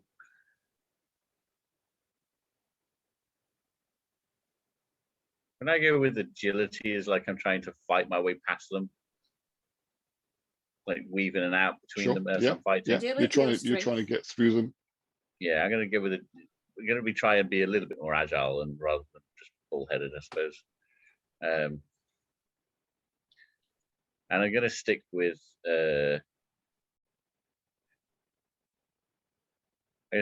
bit too punchy as a help. Yeah. Yeah.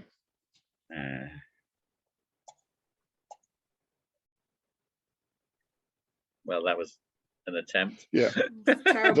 they fight back, Dave. You're faced with the fact that they are keeping you in place, and your struggles are only reward you with maybe a cracked rib or some severe bruising as your physical injuries are stepped up. Maybe I I should just think embrace my destiny as Bernie Jesus. Okay, I think we're not supposed to do this with only two so people. Dave gets to choose who's next. Obviously, that's going to be Nat. I want Because- to reinforce that you can take a test that does not involve the mob, just goes against difficulty, to create assets that will help somebody else or help you in your next action. Nat has the end initiative in this round, so if she builds something up and then uses it in the next roll, that asset will be there for her in the next roll to make her dice pool even bigger. I mean, I'm almost at this point thinking of running away because she's gotten quite hurt and does not want to be here anymore. If it's all she's gonna get from it is she's tried twice, it hasn't worked. Things tell her that these things might be beyond her and might choose to run away now when clearly something is really, really wrong. And these things is Okay. like not hindering her from leaving, they're trying to get her out. Yeah. Yeah. Unknowns to Nat, with an ulterior motive to push you up the stairs and maybe out onto the roof. Yes. But as far as you're concerned, yeah, they're trying to get you out of the room. Yeah. I want to run out of the room and run down the stairs and tell Eugene to do the same because I don't think we're up against these things. Okay, we're so tough enough for you these things. are leaving the room I want to run and away. you're trying to get down the stairs and Yes. get out of the building. Yes. They are going to be trying to stop you because whilst your first part of that action is something that they agree with, they're going to steer you in a different direction. They roll an 11. They roll an 11, got a 6 on Okay, the d6. that's not, at least that's not impossible. Right. The outcome here is that if you succeed, your effect dice direct which direction you're going. If you fail, their effect dice dictates which direction you're going. Okay, so at least I don't get stressed from it. What I'm going to do is I'm going to spend a second dice, because I have to do this at this point as I'm declaring my effect dice. I'm going to spend a dice out of the doom pool to keep 2 effect dice, Why? which means that they will push you further upstairs if you don't beat them. Okay, so it's effect. Oh yeah, the effect dice. Cool. I am trying target to is still 11. away. Target is still 11, Still but if you fail, they are having 2 effect dice to move you 2 locations. This is on the map. definitely agility. I am definitely dodging. I'm gonna say my distinction helper on School of Hard Knocks of like, yeah, I know what I beat. I need to run away. My S asset, my bucket of paint. Is it relevant? Kind of like throw it over them as I run away. It'll be as a distraction. Sure. Cool. My target's not having stress. Woo! Okay, so you're looking to beat an 11. Yes, You currently have an which 11 I as your- can because I have 3 fucking plot points. Spend them. Yes. I'm spending a plot point to bring in so I have 6 and 5. I bring in my 4. I have a D8 effect dice. Yeah. Sure. So you're successful. Where'd you Yeah. end up? That 1 effect dice is going to get you away from them, Yeah, my but D8. you're not out of the building yet. Yeah, but I'm running away. Yeah. I am away from them. I have And you're screaming at Eugene to get out. And I want Eugene to act next, so he has an opportunity to run away if he wants. Okay, which means that you also still are available. Yeah. Because this was the end Yeah. of that round. Yeah. So everybody's back on the table. Yeah. Well, whilst that sounds like a good plan, I'm going to spend a plot point. Okay. And I'm going to create an asset. So Eugene is really getting stressed out by these guys and looks around for anything he can find that can help him get rid of them, get past them, whatever. And he spies a newly installed fire axe. Yes. So he goes for that. Because obviously there's been a fire on the roof, so they will have put more fire prevention measures in, and the secure door needs a way through it in case something does actually go wrong, right? Sure. So I'm going to add that in, and I'm going to have another go at fighting these guys. I mean, as much as I want to, running away is the sensible option, I also would like to get back into the room, because I still think we need to. Running away means we don't get to the bottom of what is going on. Yeah, we're just scared off but by the I'm ghouls. thinking we can probably come back with More people who won't some believe more us. people. And thankfully, I haven't actually defaced the room because I kept failing at it. So Oh, there's paint all over the floor and all over the real things. It's just the walls that didn't get smeared enough. Maybe it needs an axe. Okay, Dave. Still going with a bit too punchy as a help here, but I'm adding in the D6. Sure. That's it. Before you make the roll, You needed resistance. what is it you're I want doing with to the fight axe? my way.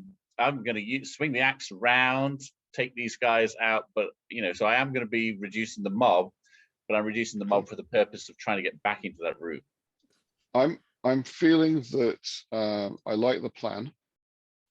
I'm rewarding you a plot point for your crazed axe wielding play. Can I upgrade I think the you axe might to need that. D8? Can I up it to a D8 No. To get a asset higher than a D6, you have to do a test. Okay. If you're well, buying an just use the asset, D6 you just now. buy it at a D6. I'm buying it at a D6. That's fine. I think you're going to need that dice, so I thought I'd let you have that. And you're rolling against a 12. That's fine. So let's go. Yeah, I'll take the 13 and an effect dice of D8. So I'll wipe a dice out. Sure. So an effect dice of D8 will get you back to the landing. If you spend the plot point for the second effect dice, you're in the apartment.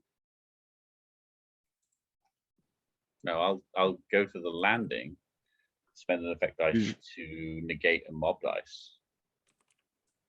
Can I do that? To take an 8 off you. Let me check again, 1 second. Does it have to be higher, or is it equal to? I think Equal to or higher. so. I'm gonna So take an 8 both off of you are now on the landing. Yeah, I'm gonna take an 8 off. You've acted, that's available, and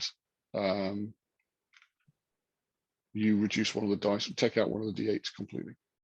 Cool. Yep. And I'm back on the landing. So I will. It's not good to let them have the last action in the round, though. I mean, I know how this initiative system works, but I'm going to let Nat have the go, because maybe reducing, if she goes for reducing them, we've got a chance. If she runs away, it's fun. I mean, she's only just met you, and she's gotten really hurt on this. I'm his plucky assistant. Actually, no, I don't know you. Bye. Yes, I was your plucky assistant when there wasn't creepy things coming out from the walls and trying to kill her. Loyalty, excellent. Yeah. Yes, I'm sorry, she's not very loyal to this guy who's very drunk. Well, it's a reduced dice pool that she's acting against. So if you're directly trying to escape and leave, or if you're trying to stay and help, it's still a much better chance that you've got. It's 3d8 and a d6. Okay. So and one of those d8s came up a 1. Oh, yes. And I'm just against the 6. Or am I up against 9? You're up against the 6. Up against the 6. Okay. So I have a good chance of either running away or helping.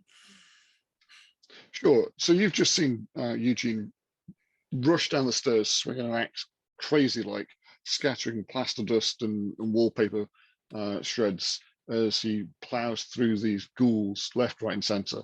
And he just stands in front of you like pasty white from head to foot, covered in dust, like crazed eyes, and stinking of hooch. And and you're like, and paint fumes probably. yeah, paint fumes.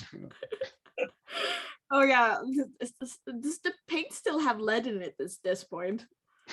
Well, quite possibly. Any long-term Oh. impacts of lead is probably going to be minor compared to the Mythos impact. Lead in paint.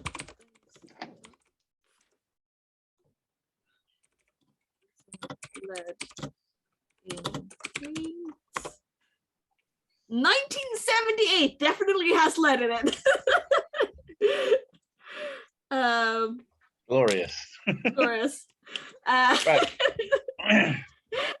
Cool.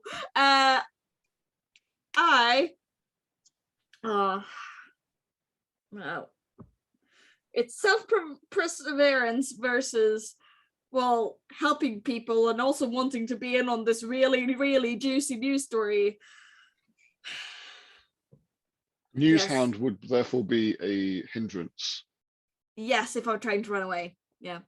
I will help dear Dave Eugene because fuck it. By the D8. By the D8. Okay, Smash so it.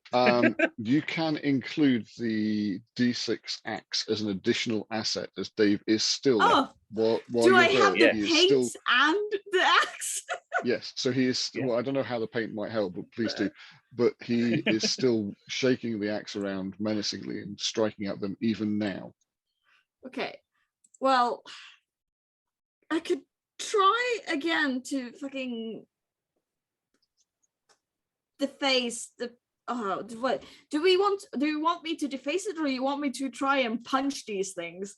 What I is? think You're now on the landing, so Yeah. it's the landing that you're dealing Yeah, with, the not landing. not the painting in the room. Yeah. I think you swing the paint can into one of them and knock them over the landing. Yeah. Yeah. I think Okay. it's now Yeah. just weapons time. Okay, so I am trying to kill one with paint.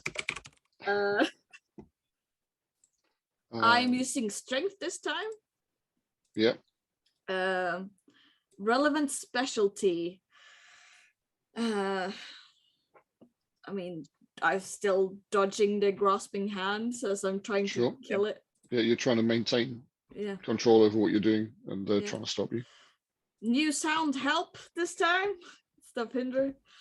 But you could use so you can use the staircase, New can't you? sound. I think use the damaged banister. Or if you're Yeah. trying to knock one over the banister, use the banister as a help. Yeah. So the distinction that you use in this scene is the damaged banister, which you are going to try and rock them over. Oh, damage. Oh, that's the scene. The scene distinction, Yeah. Yeah. which is a D8 in your favor. Cool. And relevant asset. Yes, I have the paint. You can still add in the fire axe as well. And fire axe. On the stress, you can add in a D6 for the fire axe. And if you're paying a plot point for the D8 that I rolled a 1 on, then once you press go after the stress option, use the next button on your character sheet to add an additional dice and list that one as well. There's no reason not to. Don't think I'll buy that one because I have lots of dice keep your plot anyway. points. Yeah, and I only have 2 buttons. Okay. Nice. Cool. Yes. You're looking nice. to beat a 6. And you I happily have do that. 14. Sure. 14. Now, you don't have to use your highest dice to beat a 6. No. You can manage on an 8 with a 2d6s at the bottom. And that would leave you with 3d8 as possible effect dice. You could knock a lot of these ghouls over the banister. Yeah. Yeah. So do I pay 2 plot points to get extra effect dice? to Essentially, keep 2 extra effect dice. yeah. Yeah. Cool. Yeah, I'll do that, and essentially, And you with paint do more damage than Dave did with an axe. yeah, cool. Right. While I'm I just set them up. I just bunched them together. She knocked them over, right? literally, Yeah. you set them up and she knocked them down. It was a team effort. Yeah. Yeah. So I knock off 3 ghouls, 3 d8s. Yes. I mean, this is an unnumbered number of ghouls that have been streaming out, but Yeah. you managed to do a huge sweeping swing with the paint can, and all of them tumble over the banister. And when they land on the ground beneath you, on the floor beneath you, they just shatter into dust of plaster and tattered pieces of wallpaper, as if a piece of the ceiling had fallen out from above you and landed on the ground. There is still 1 ghoul back in the apartment that's standing up and walking away from the fallen. The 1d6 ghoul. Yeah, 1d6 ghoul. Yeah, it's turn now, I think. Yes. So it comes stumbling out of the. It comes stumbling out of the paint. Oh, no, in fact, it circles around inside the sketch area of the painting and climbs out through the window and down the outside wall and out into San Francisco at large. Oh, okay. What? And we will Bye. stop there for the night.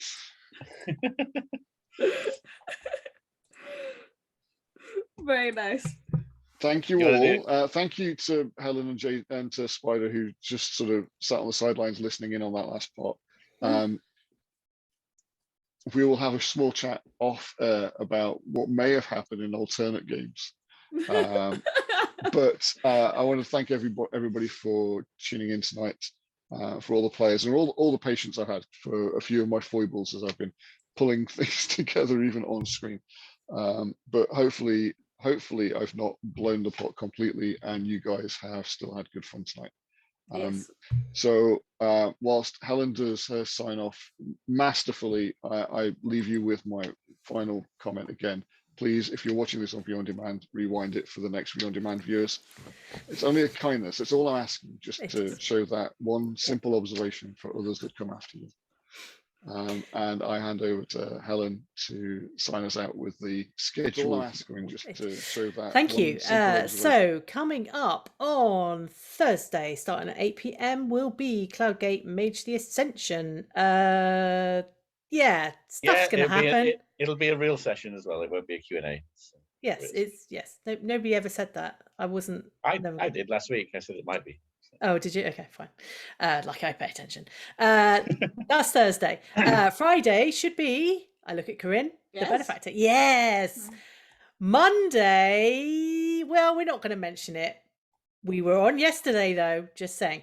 And next week on Tuesday is the next episode of the Pallid Man. If you have enjoyed our particular brand of chaos and you'd like to come and join our community, then join the Discord and you can join in on all the sorts of chats, animal pictures, art pictures, and possibly play some games too. I mean, we role play, right? Then if you have missed any of the previous episodes, like episode 1 of this, or any of the benefactor, or any of the other fare that we have offered, please go to our YouTube channel where you can catch up with them all. I think that's it. Oh, and lastly, we will be raiding Gets You Extra Points, and on Thursday, points mean something now. So enjoy that. We'll see you next week. Good night. Bye. Bye.